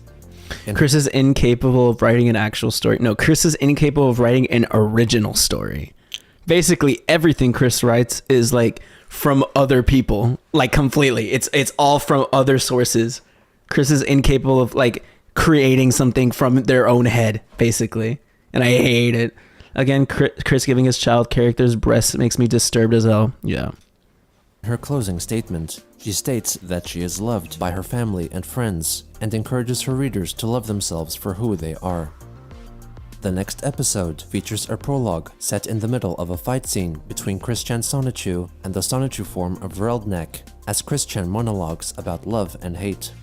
The story then goes back in time to reflect on the events which led up to the fight. Episode 26, Prideful, is set during the first annual SLGBTQ Pride Festival in Quickville. At one of the I keep forgetting that is a real thing. That Chris added straight people to the LGBTQ. That's funny. That's funny. stalls, Genuinely Angelica believes that Rosechew that's meets real. one Danny Steckel, created in tribute to the YouTuber D-Stex, who had donated $1,000 to Christine to further the production of the 𝙳ዐασεν⁰ comics. She thanks Mr. Steckel for his generous donation to the town's soup hotels.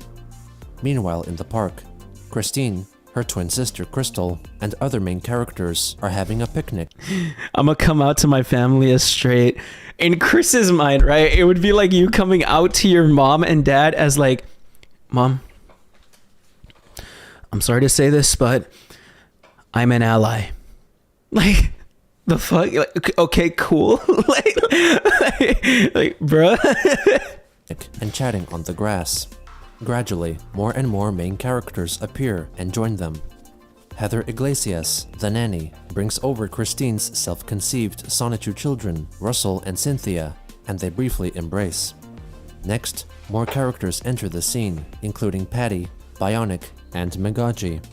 Then, Reldnek also Patty. shows up, shocked that Chris had turned into a woman since the last time they saw each other. The villain explains that when he was changed back into Natesurk and was reunited with Kel, they started hanging out again and joining Pokemon tournaments. However, after some time, 𝙳ዐսիկ became fascinated with men again and could not stop thinking about being more powerful as 𝙳ዐnek. Then one day, he found himself changed back into 𝙳ዐnek, not to 𝙳ዐսիկ, though he could not achieve his previous 𝙳ዐyu form anymore. He left a note for Kel, stole a motorcycle, and made his way back to Quickville. He didn't know where Chris lived, so decided to attend the Pride Festival because he thought Chris would go there to fulfill mayoral duties. 𝙳ዐnek goes on to complain to Chris to her face via a near full page of I will never find not funny the fact that Chris's evil character in this scenario is just Christian Weston Chandler spelled backwards. Their name is just Christian Weston Chandler spelled backwards. I will always find that absolutely hilarious. I will never find that not funny. text, calling her homophobic Well, it's also because she sad. had wanted to cure his gayness. He yells that Chris would not work because she is afraid of being fired. She hid behind signs while looking for women. Is that not looked real? like a perverted freak. Was incredibly introverted. Let herself get blackmailed and This is all deceived fucking many real. times Oh my by God, those this she is all called real. trolling stupid and would not work for herself. While she Thank you so much. Thank you so much for the 5, Karen, dude. You're awesome. I love you. But is this not remained fucking? Is stuck this in her not supposed real? Depression and naive shell. Christine counters Look, this look, remains stuck look, in her look. Okay. supposed depression. Tell me when any of this is not facts. Okay.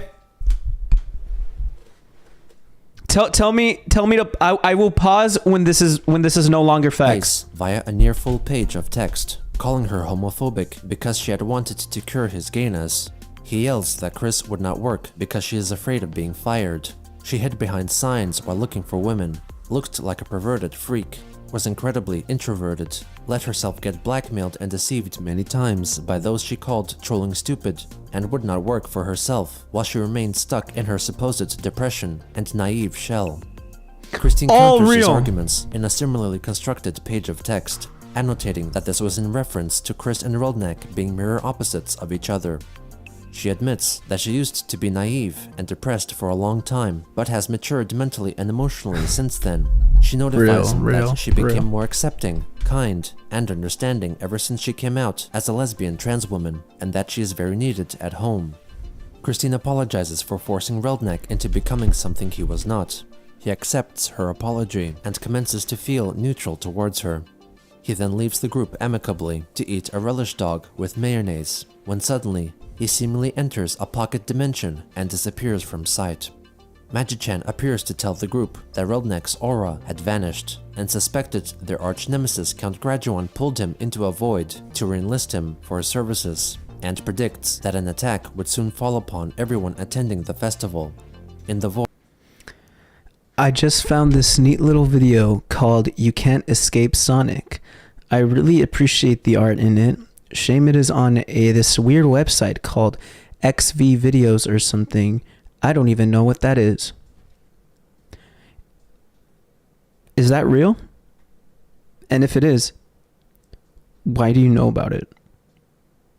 And I'm very concerned for you. Graduan, while still constructing a body for himself from spare parts found on the moon, tells 𝙳ዐnek that he could give him back his hatred and powers if he were to serve Graduan again. 𝙳ዐnek accepts the offer. Meanwhile, Christine puts the festivities on hold as her and the 𝙳ዐyu is ready for battle. She also reveals that she is in the possession of a subspace cube, which could be used to send people into a subspace or an interdimensional void of suspended animation, where individuals, such as jerkops, could be sent and could not be called upon by Graduan to act for him as he wished. Magi-chan announces to all the festival goers that an army of jerkops was approaching, as Graduan transforms 𝙳ዐnek into 𝙳ዐnek 𝙳ዐtak 𝙳ዐyu and orders him to lead the troops into battle. Then, Christine has a future vision of her half-brother, Cole Smithy, sneaking up behind her and knocking her out. Chris teams up with her sister Crystal as they both cry out, So electric head. So Cole Smithy looks like fucking Colonel Sanders from KFC. No, that's real. That's based. Chris teams up with her sister Crystal as they both cry out, electric hedgehog power, and transform into their respective 𝙳ዐyu forms, Christian 𝙳ዐyu and Kristalina 𝙳ዐyu. Together, they are known as Chris. They've given Christian 𝙳ዐyu boobs. This is crazy. No, this is crazy. This is huge. Pure. Natsirk shows up to reflect how he had soul-searched to find He his looks true like self, Walter White. one filled with hatred, and acquires an Xbox Life achievement for fully finding himself. He transforms into a Sonichu form and unleashes an army of jerkops and those possessed by Graduan onto the heroes. Christian dodges an attack from her Graduan-possessed half-brother, Cole Smithy, and then knocks him out. Upon realizing that it was in fact her half-brother she had knocked unconscious, she sends Cole into the subspace where he would be safe. Never mind. I kind of see it with the hat. Walter, put your dick away now, Walter. I kind of see it now that he's got the Heisenberg hat. I She kind of see sends it. Cole into the subspace where he would be safe from Graduan's influence. Reldnak pulls Christian Sonichu into a void where they fight the fight that was previously seen in the opening pages of the episode. Meanwhile, the Sonichus, Rosechus, and citizens of Quickville fight back against the onslaught of foes. After prolonged fighting, many of the enemies are knocked out, while others are sent into the subspace for their own protection. Then, Christian transforms back into Christine and steps out of Reldnak's different dimension, carrying an unconscious Reldnak in her arms. While Many would say that never mind. I don't want to make the bit. I don't want to make the bit. No, this bit's not funny. Reldnak disappears from Chris's arms. The episode concludes with Magichan, Sylvana, and Chris confirming that their new subspace cube is effective.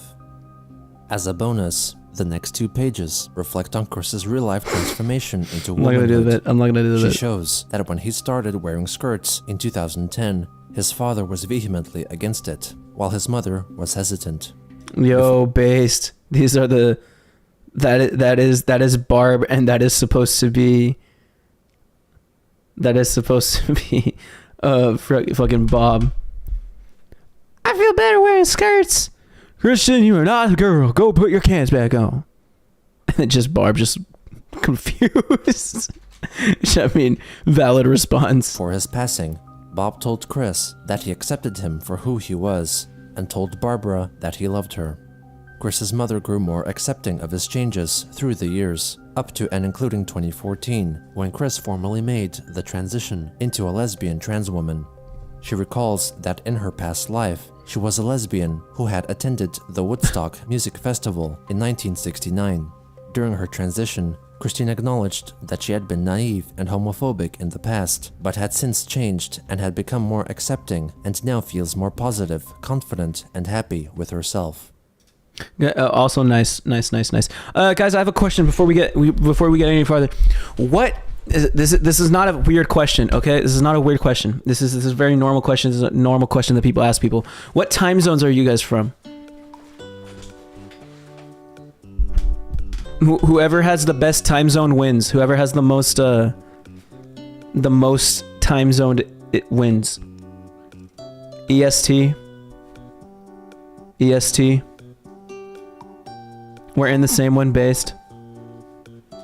EST. Okay, so I guess EST is very, holy shit, EST, PST? EST is very, okay, all of you guys are in EST, okay. Cause I wanted to start, okay, so mine as well, okay, based.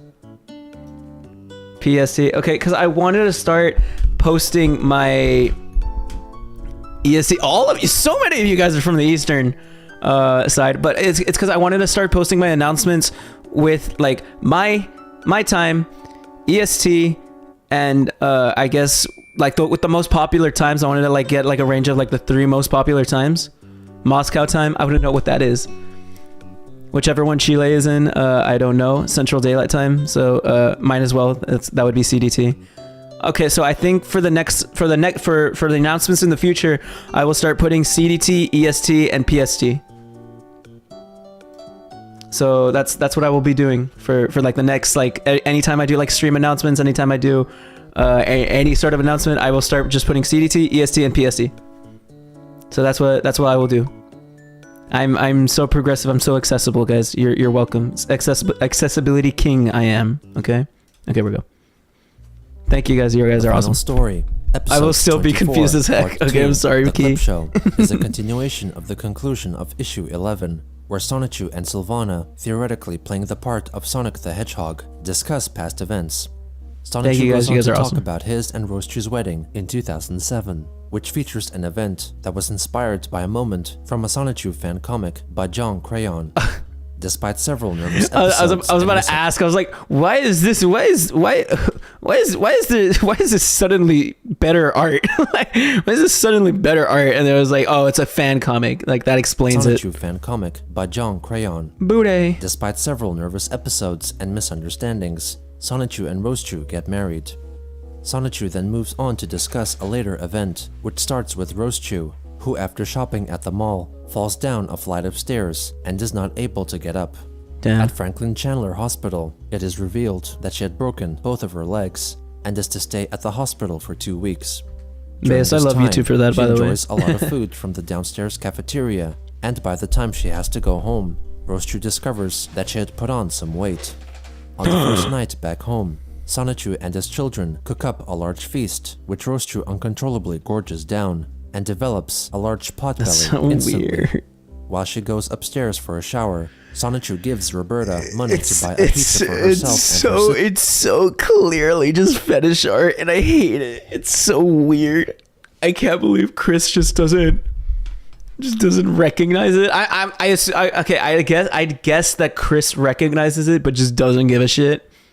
That he's basically just drawing fetish art and trying to like justify it by adding like small freaking story shit. Am I against fetish art? I'm against fetish art in like, what is it? In children's stories. That's what I'd say. I'm against it. Don't try to justify anything that any of Sonic Chew, okay? All of Sonic Chew does not deserve to be justified, I would say, since it's all just like, what's it called? It's all just projection of Chris, and I hate it.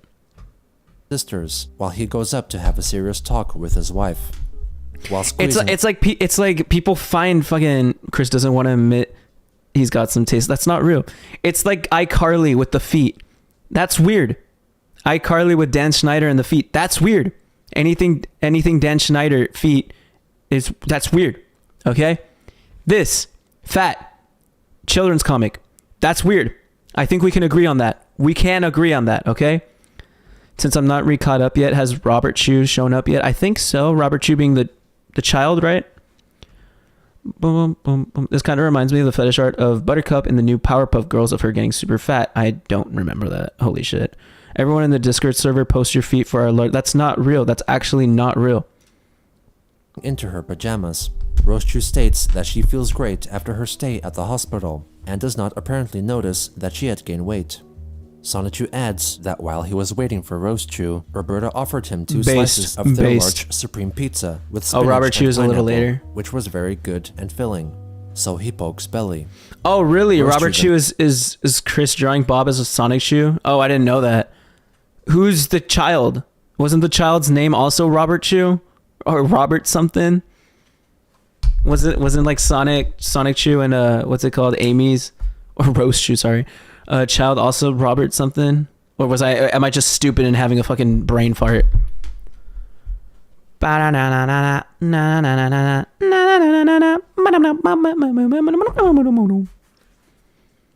Robert Chu is Bob reincarnated in Quickville. Alright. I mean, he made Patty. He made Patty. She is disappointed with herself because she had gained all that weight.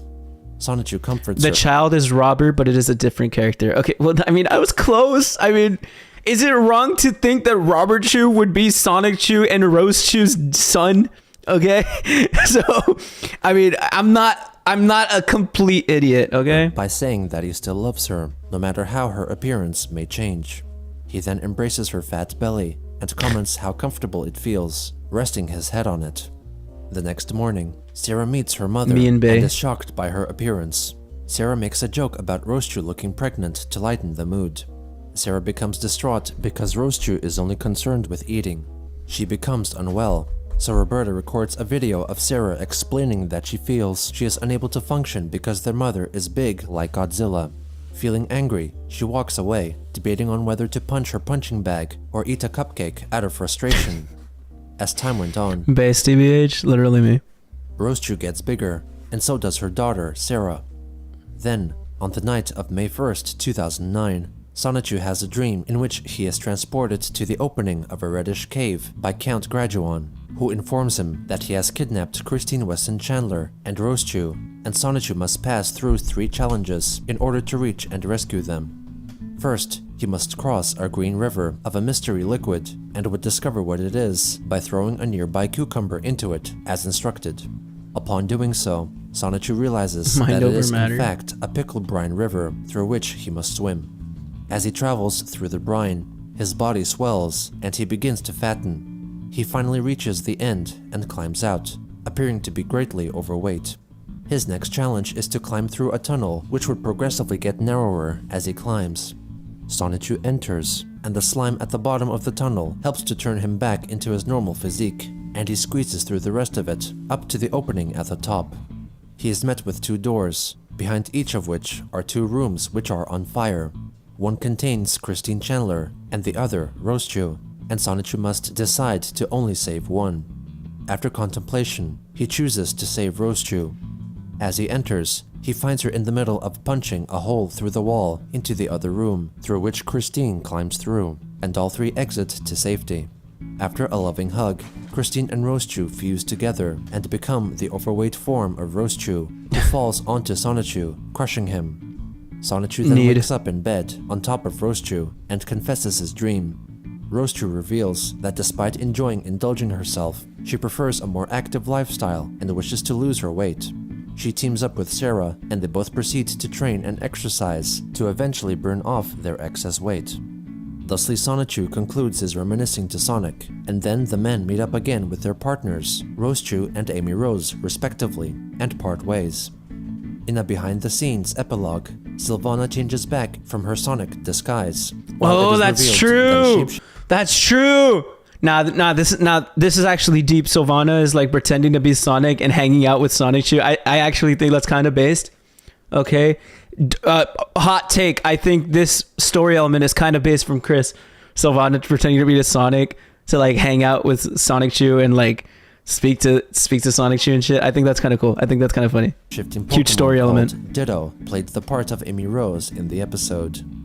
In a further epilogue, DJ Jamsta Sonichu and Elisa Rosechew sing the song Love is Love, Not You've Been Pwned.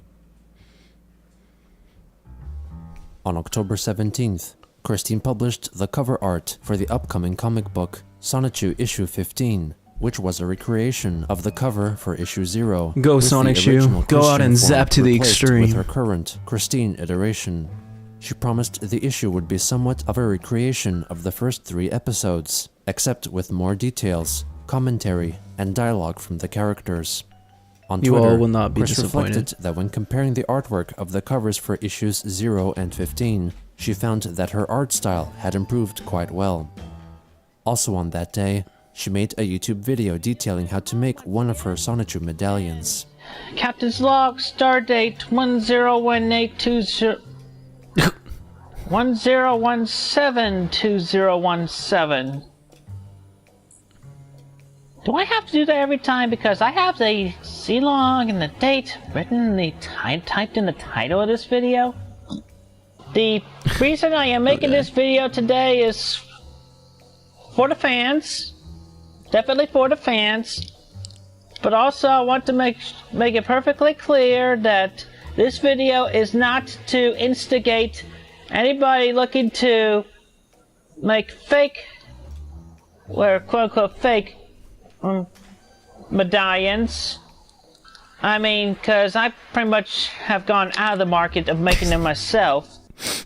I apologize. I will not do dumb things in chat anymore. I hope you understand now, Griffin. I believe you will be a better chatter. Okay, from this point forward, Griffin. And I forgive you. Has the Nazi occupation of Quickville happened yet, or is this later? Yes, this actually happens. I think that's later. I believe that is on the cause of the idea guys, though. So, idea guys are yet to be introduced.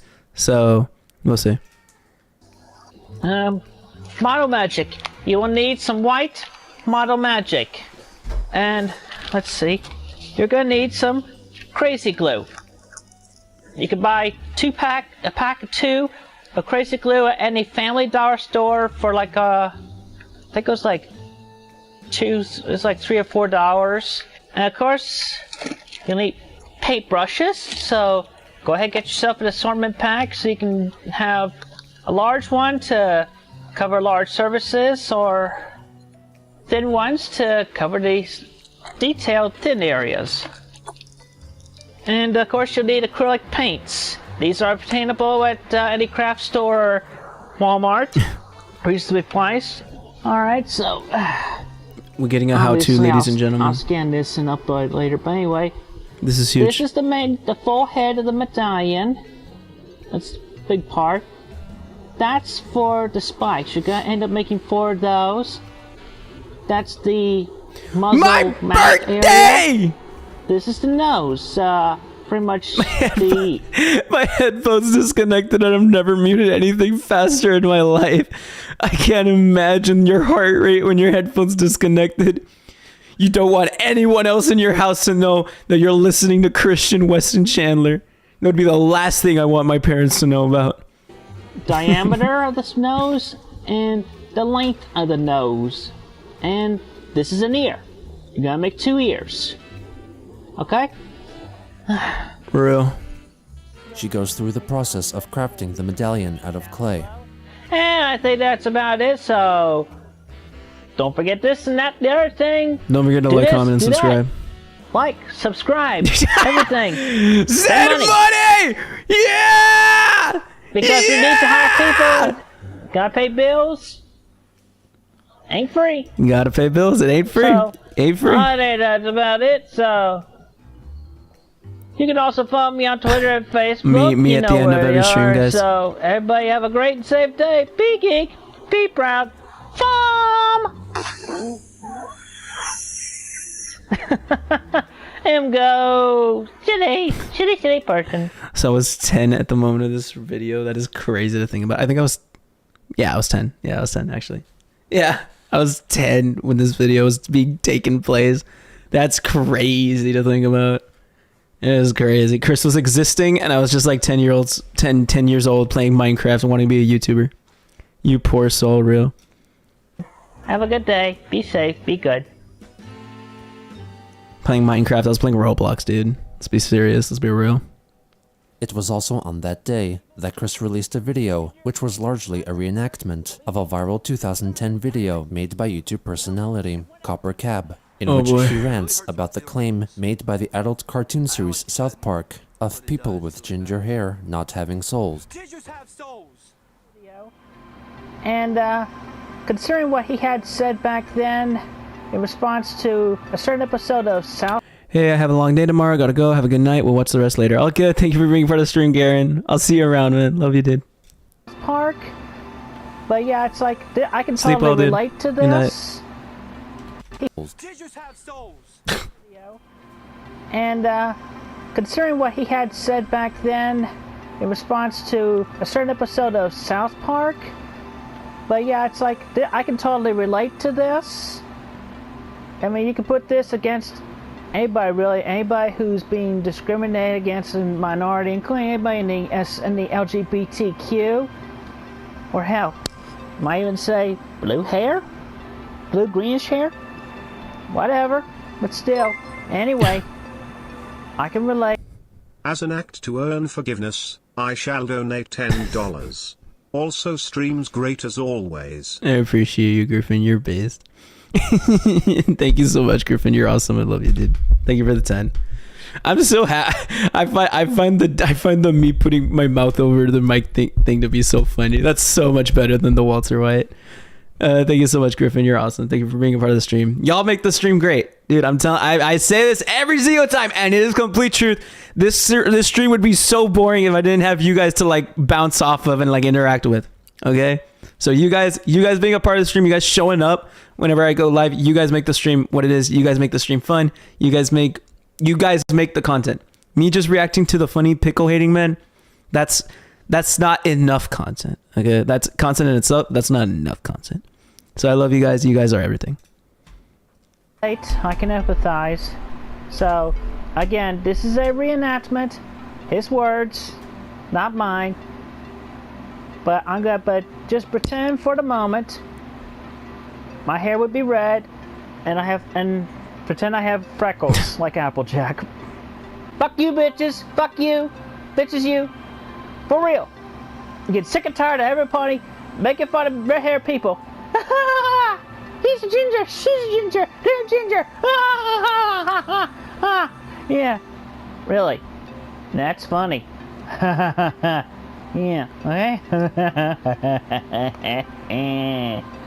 I've been called ginger every day, every single day at school, every day of my life. I've contemplated suicide, all sorts of things. It pisses me off. Ginger people do have souls. All right, I'm red hair. Got red hair. I'm proud of it. All right. In response to this, Copper Cab shortly after released his recreation of the video Chris had made for the Path of the Rapper song competition in 2007. Hey P-Station, my name is Christian Chandler. I live in Atlanta, Georgia. I have a PSP, I like to rap, I play Parappa, and go with him now. The only song I know is Master Onion, which I got from a demo I borrowed from my friend Cameron. This was soon followed by an interview video No, that with goes hard. Christine, That's hosted bass. by Copper Cab and his friend and video editor, Cameron Nahas. We're going to pretend to start now, okay? Pretend to start. Okay. Hello, everybody. Welcome. Hello.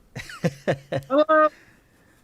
Welcome to this special. I keep forgetting how far Chris has gone. I keep on remembering how he was just this weird kid that wanted a GF.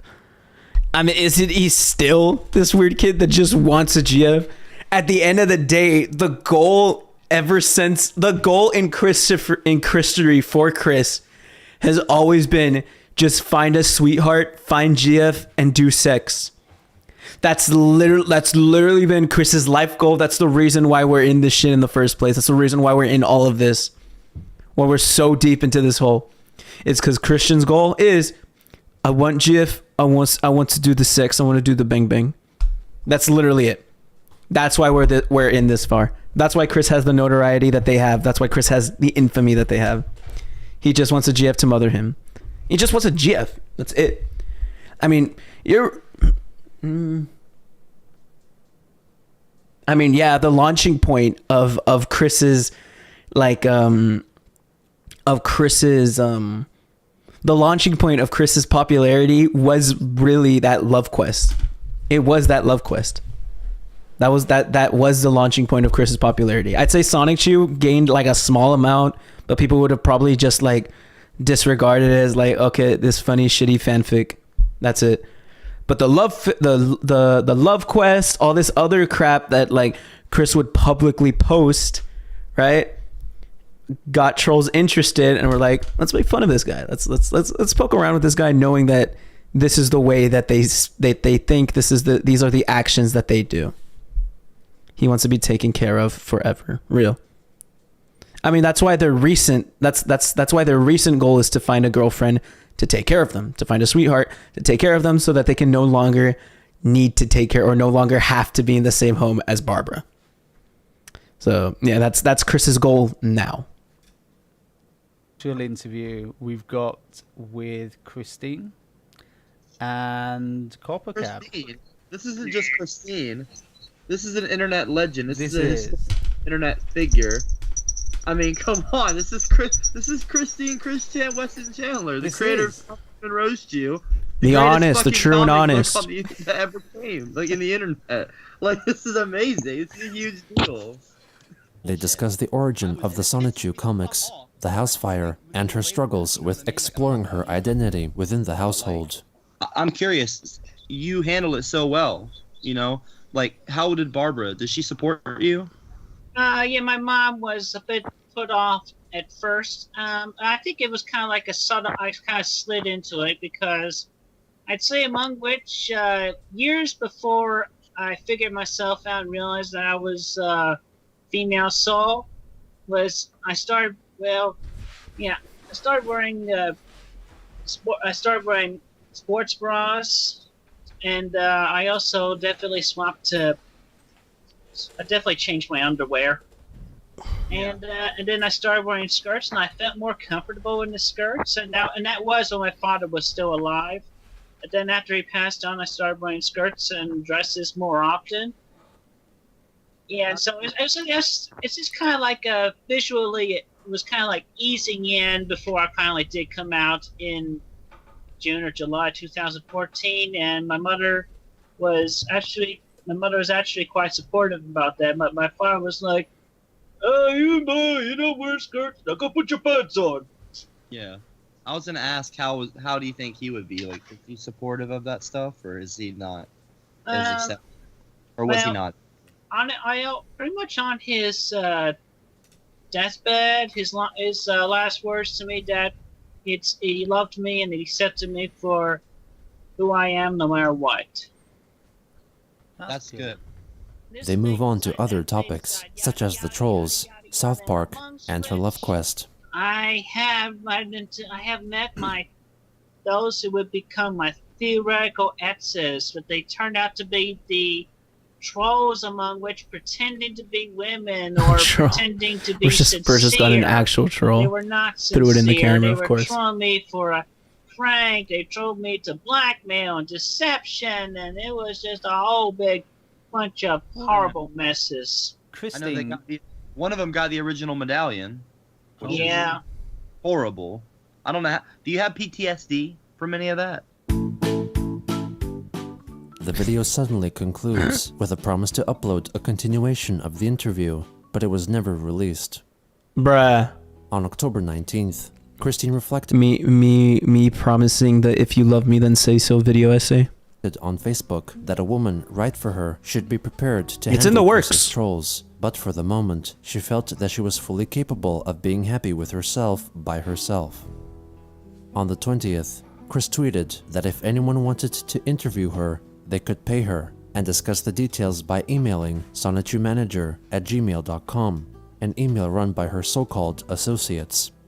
A day later, she did another interview, this time live on YouTube, hosted by Satchmo, the creator of the Christian documentary. Oh, wow. The interview has since been made private, and no copy of it is thought to exist. What? Though it can be gathered through discussions regarding it on Kiwi forums, that Chris revealed that she was using estradiol and spironolactone, gender transitioning medication. The interview was widely panned by forum members for being boring and seen as an attempt by Satchmo to generate more attention by interacting with Christine. The next day, Chris addressed on Facebook a recent interview question regarding the most influential person in her life. Aside from her parents, she felt that it was her Providence middle school teacher, Virginia Sanford, for she was strong-minded and willed, and had encouraged Chris to be more confident and positively pushed her to do better and be herself as an individual person. On October 24th, Chris announced on Patreon that she was working on Sonichu-themed Christmas cards, which would be made available from her Redbubble merchandise store. On October 25th, Joshua Wise, a man who had previously commissioned Chris to make a drawing, made contact again with her under the name John Yamada, claiming to be a soldier from game industry, the main setting in the Japanese game and anime series Hyperdimension Neptunia, a franchise which is influenced by existing rivaling video game consoles and loosely symbolizes their war for success. Wise asked Chris if she was still in possession of her old Sega Dreamcast console, which, according to him, could hold a portal within that could actually transport Chris to her city of Quickville. From here, Joshua commenced a long campaign of trickery and deception with Christine, influencing her thoughts and creative process by convincing her of alternate dimensions via the use of online role-playing as varying characters through constant messaging and the sending of edited photos and audio clips. One such early clip, known as Red Forest, was purported to have been recorded by Wise's character, John Yamada, in the forests of Chernobyl while on the search for magical artifact, referencing the video game series Stalker. The recording was, in fact, a collage of audio effects and sound bites taken from a wide range of sources and features the voices of Hyperdimension Neptunia characters Nepgear, IF, and Neptune. While walking through the forest, they... This is a lot to fucking take in. I'm a little confused. You guys are saying that this is Idea Guys saga starting. This is a lot to fucking take in, though. get ambushed by 𝙳ዐսեն⁰, a Russian antagonist from the action film Hardcore Henry. I am a gust of beautiful wind that blows through.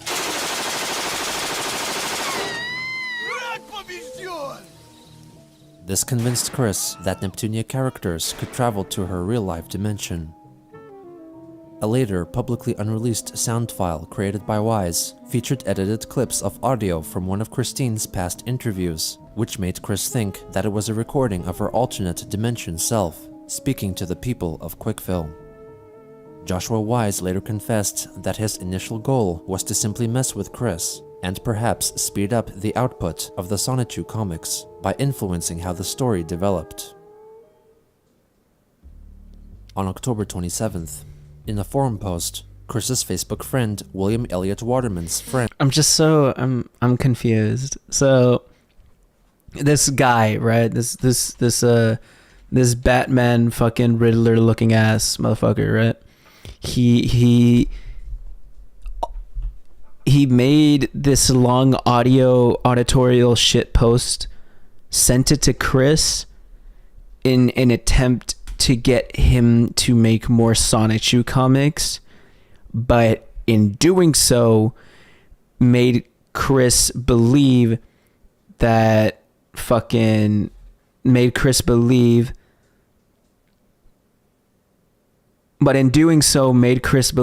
dimensions were like crossing over and shit, and people could like these cartoon characters from different times, from different cartoons or whatever, were able to go into each other's dimensions and shoot each other and shit. Is that what happened? Mark, that's not the Riddler. I think he's supposed to be Psycho Mantis. I don't... Look, that's fucking Paul Dano if I want it to be Paul Dano, okay? I did a thing. I don't know where we were at. Just kind of like a visual output of the 𝙳ዐեսային⁰ comics by okay, so I get it now. How the story developed. Okay, thank you. On October 27th, in a forum post, Chris's Facebook friend William Elliott Waterman's friend informed other readers that Waterman had suggested to Chris to donate some of her Patreon earnings to charity. Chris said that she would take that suggestion under advisement. She also had relinquished control of her profile on an unnamed dating site, feeling tired from having to deal with trolls, and gave William her login details so he could manage it on her behalf. The next day, she updated her Facebook profile photo to a picture of herself holding up a page from her latest 𝙳ዐեսային⁰ issue depicting Jamsta and Melissa's duet, which was barely captured at the edge of the photo.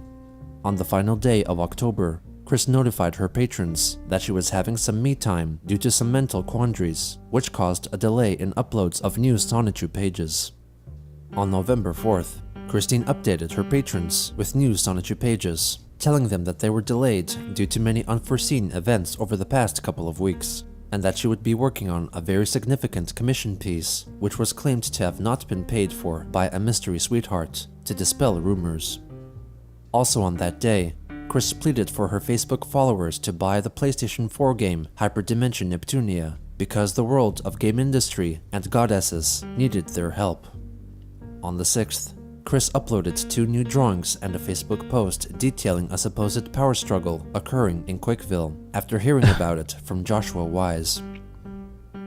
I can't explain as much with just these 2 drawings, but there was a reason why I asked y'all to share your shares with the goddesses of Neptunia.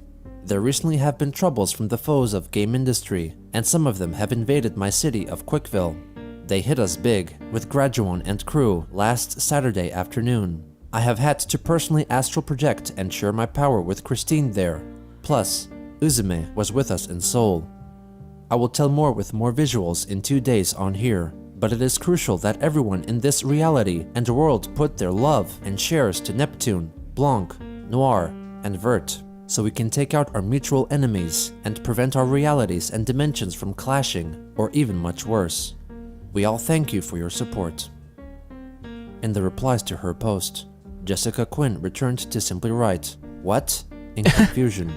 Surprised by her comment, Christine messaged Jessica to ask her to prove herself by sending via text message a picture of herself with a piece of paper of the current date, after which point they would meet in person, with a chance of Chris changing her Facebook relationship status afterwards.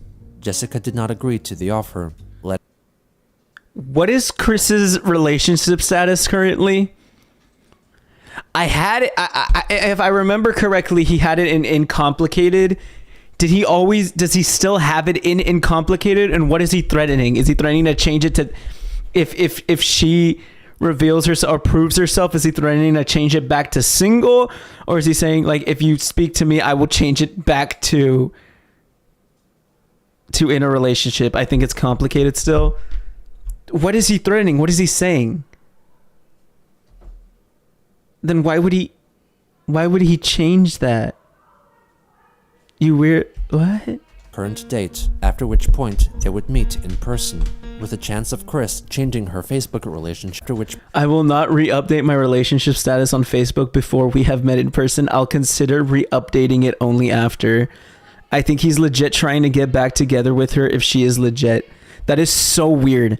That is disgusting, and that is so freaking weird, dude. Point, bruh. they would meet in person, with a chance of Chris changing her Facebook relationship status afterwards. Jessica did not agree to the offer, letting her know that she was only reaching out in friendship because she could not handle the trolls. Christine accepted her words of friendship with understanding.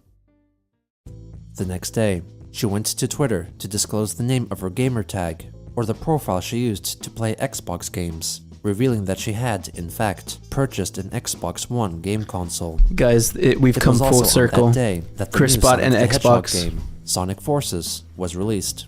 Chris quickly purchased the PS4 version. The game featured a mode where players could custom create playable characters, and Chris used this feature to attempt to design Sonichu. Upon creating the character, she shared her attempt with the troll playing the part of Arthur Spatchcock via the screen sharing feature, SharePlay. Spatchcock recorded Chris's showcase. That's fucking crazy. What year is this? 2017? Dude, Sonic Forces is that old? I actually played Sonic Forces. It's good. It's because I remember when it came out, people were so hyped about it. Mark, you should play Sonic Forces. You can play as Mark too. I remember people being like, oh wow, like Sonic Forces is the greatest game ever, but I don't remember it being having come out that far ago. I thought it was like a 2020 game, dude. I thought Sonic Forces was like a 2020 game. What the heck? Sonic Forces. That's crazy. It came out in 2017. No way, dude. I'm actually like flabbergasted, bro. Came out November 7th, 2017. I don't know why my brain thought it came out back in like freaking 2020. Wow. Wow, that's weird. I'm just kind of weirded out. I can't change the color. Sonic Forces and Sonic Mania came out. I don't believe that. I feel like Sonic Mania came out earlier and Sonic Forces came out like years later. I don't know why I think that. No, that's so weird. I don't know why I feel like Sonic Mania came out earlier, and Sonic Forces came out like 2019, 2020. What the heck? That's crazy. I'm so crap with the game crap. That's crazy. Chris shared her design effort over Twitter and asked that someone with good programming skills make and send her a better version of Sonichu. She would later buy the game for the Nintendo Switch and the Xbox One consoles. On November 8th, Chris wrote a lengthy Facebook post to elaborate on what has been happening in her life, convinced that it was all true from constant interactions with Joshua Wise, role-playing as various characters. She reminisced that a couple of weeks ago, around the time Wise made first contact, Magi-chan Sonichu had teleported into her room to scan her Sega Dreamcast console and found it to contain dormant power. Chris charged it for a full day and then placed her hand upon it, opened her third eye, and claimed that an immense surge of power transferred into her. She realized that she had allegedly been possessed by 𝙳ዐασεν⁰ a CPU, or goddess, from hyperdimension Neptunia. Ever since that time, 𝙳ዐΣεν⁰ had been in Chris's body and could apparently take control and speak through Chris's mouth. What followed was a brief account of interdimensional travel carried out by Sylvana, Magi-chan, and Chris herself, apparently meeting with the other CPUs of the Neptunia universe. Because of their generosity, Christine acquired the powers of 5 goddesses. She then recounted the struggles against 𝙳ዐΣεν's evil twin. So this is Goddess Chris fighting the time. people of the city of Quickville and the state of Virginia. This was followed by a brief account of an outing to the End Games card game store, while accompanied by Discord, a dragon-like character from My Little Pony. Chris had asked one of her friends there if she could see Discord, but she did not. Suffice to say, from personal experiences from the past 2 weeks, it is all real! Please, do heed my words and take advantage of my sound advice of helping power up our goddesses. You don't have to do much. Playing the Hyperdimension Neptunia games, watching the anime, and so forth is well and good. But all you really need to do is think of them positively. They are a needed good force, and they can't help us if we don't help them. I sure as sugar am helping them out. All I know of Discord is someone made a good song. Yeah, that's all. That's what I know about Discord as well. I don't remember the song, but I remember there being a good song made about it. Like for the, is it official? I think it's official for the show. But yeah, I do remember that the Discord, and that Discord's kind of like a fan favorite and shit. And in like one of the movies, he was like what, the main villain or some shit. I don't know. I promise, I'm not a brony. That reminds me, I saw Trash Taste live and it was totally awesome. Yo, that's based, actually. That's so cool. Oh my god, that's cool. I hadn't seen Trash Taste live. That's based. Dude, you're so lucky, dude. Peter got dementia. The Spider-Verse is calling to me. Please follow our lead. Thank you. Sincerely and love, Miss Christian Weston Chandler. On November 12th, PewDiePie, the largest creator on YouTube, published a video offering up a short history of Chris-chan and their internet infamy, eventually acquiring millions of views. Bruh. The Ivy Saga? What? There's other fake girlfriends appearing. Ivy Saga as well. Hi, Ivy. I love you. I can't stop thinking about you. Listen, everyone. This girl is my new girlfriend. You all best be nice to her, or I will seriously cease effort on the comic series. Good morning. I dedicate this music video to Ivy.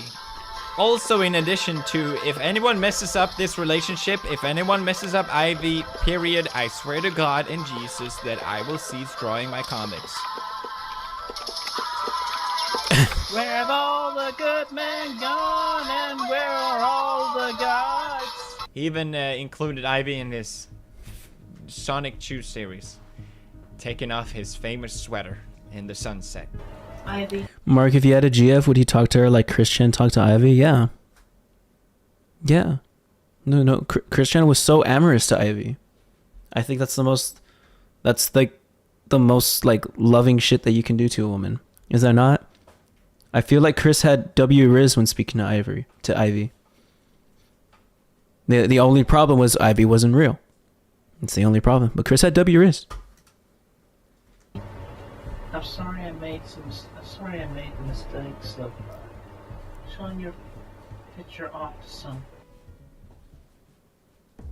Afterwards, Christine tweeted at PewDiePie, asking him to direct message her. No conversation between the two is thought to have occurred. Real. PewDiePie has since made his video on Chris private, though other re-uploads are still viewable on the site. On November 13th, Christine explained via a lengthy Facebook post that she had not been possessed by 𝙳ዐΣεν⁰ from Hyperdimension Neptunia, but rather a clone of her.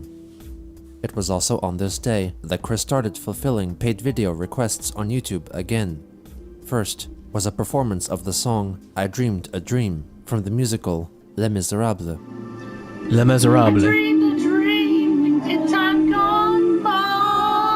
Gotta love the fact that Chris still has the the PlayStation music playing in the middle of him doing a cover. That's awesome.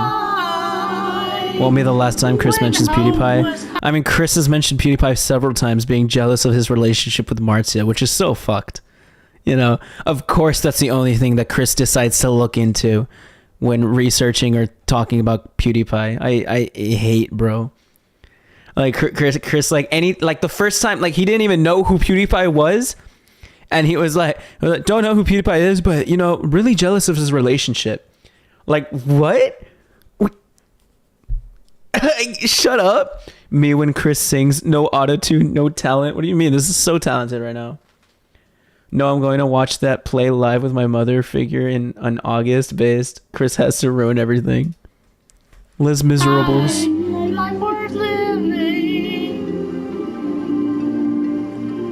This was soon followed by a cover of the song Sorry Not Sorry by Demi Lovato. Out here looking like regret.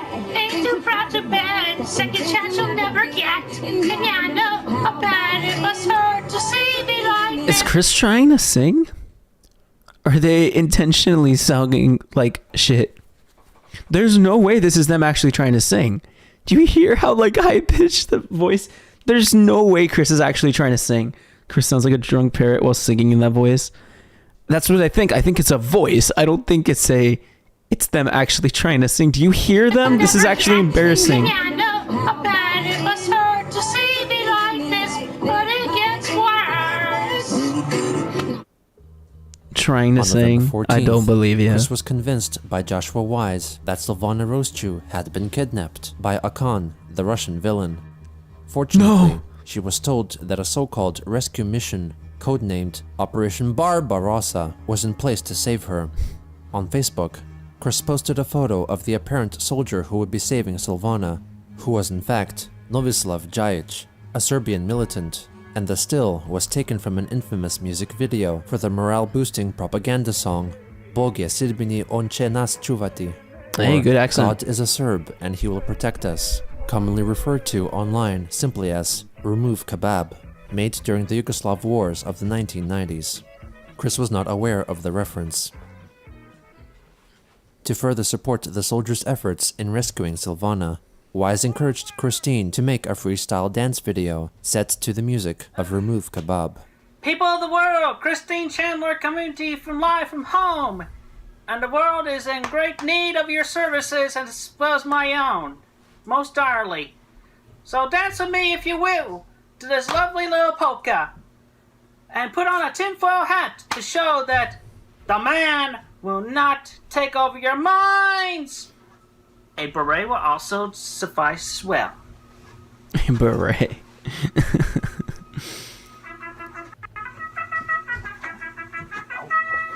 Booba. This is so fucking embarrassing.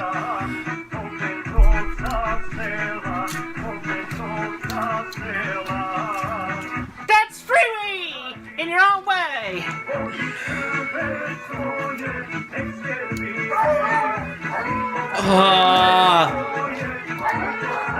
Even the dogs are singing. Oh, fuck off. Oh my god, I hate hearing the This recent development made Kiwi Farms members suspect that someone was influencing her actions, though there was yet no evidence of such tampering. The next day, Chris was told by Joshua an elaborate story detailing the outcome of Operation Barbarossa, injected with references to cloakers, or enemies from the game Payday 2, and to concentration and extermination camps of Nazi Germany. Welcome to the stream, Javis. She notified her followers of the news on Facebook.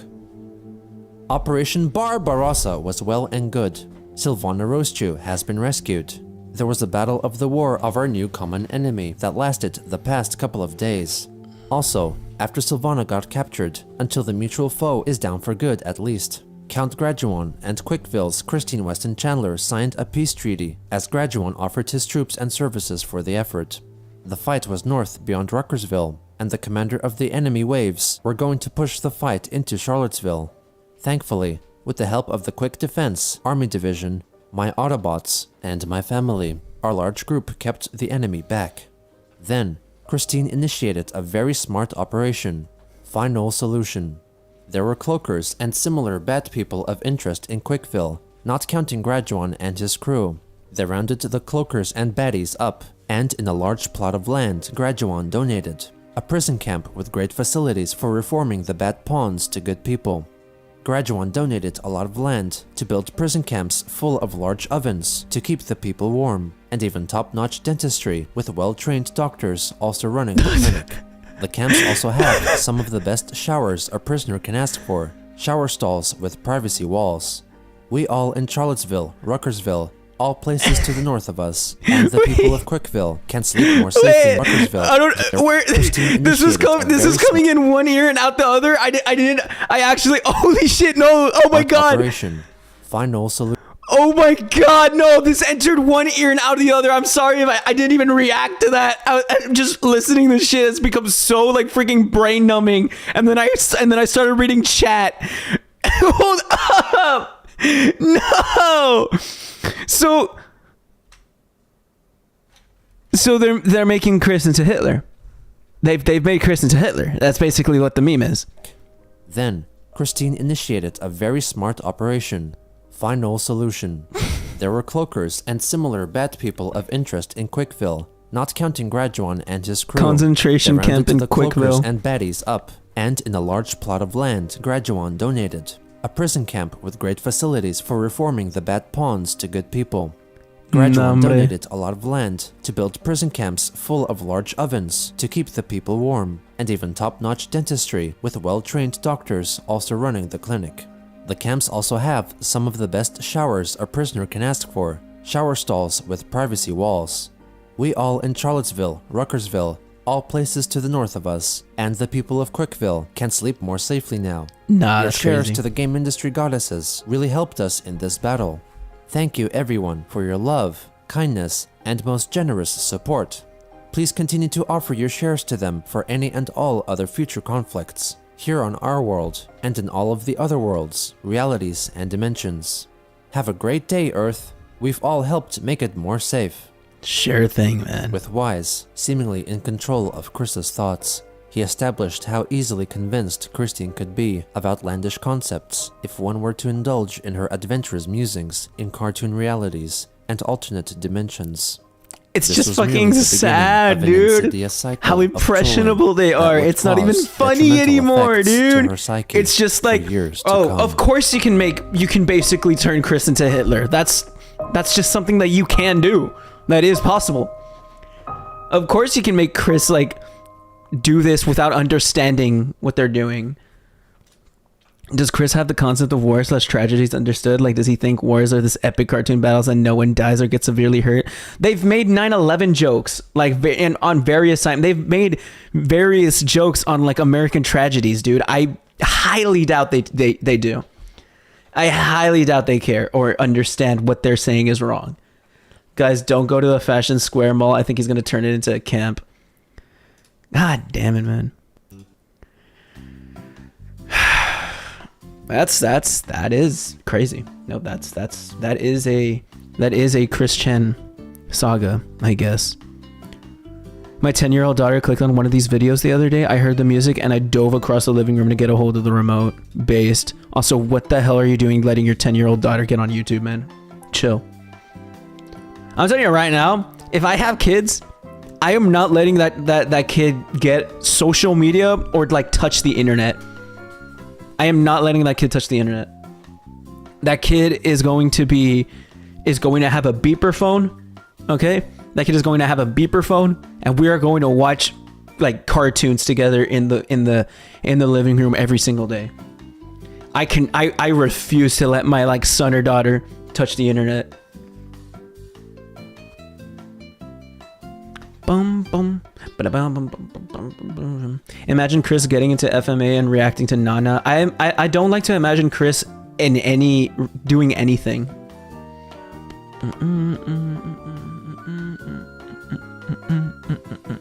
Oh my god, I remember Chris in his high school essay wrote World War II as a huge battle of mean words, fighting, and yuck. That's true.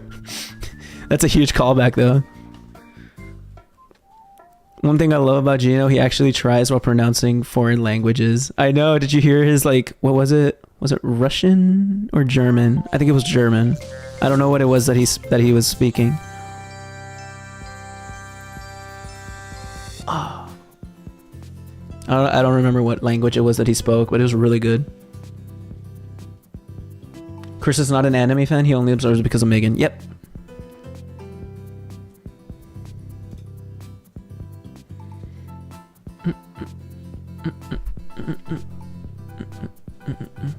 It was Serbo Creation, I believe. Oh, I didn't know. Thank you, Griffin, though. I think we're gonna call it a stream. I think we're gonna call it a stream from here on out. I think next stream I'm going to react to what's it called? To the Trash Taste episode of Christian. I think that's what we're gonna do. But yeah. Stream was short today. I mean, it was 3 hours. That's solid. Next Christian stream we'll react to like the what's it called, the only 2 episodes. I'm sorry.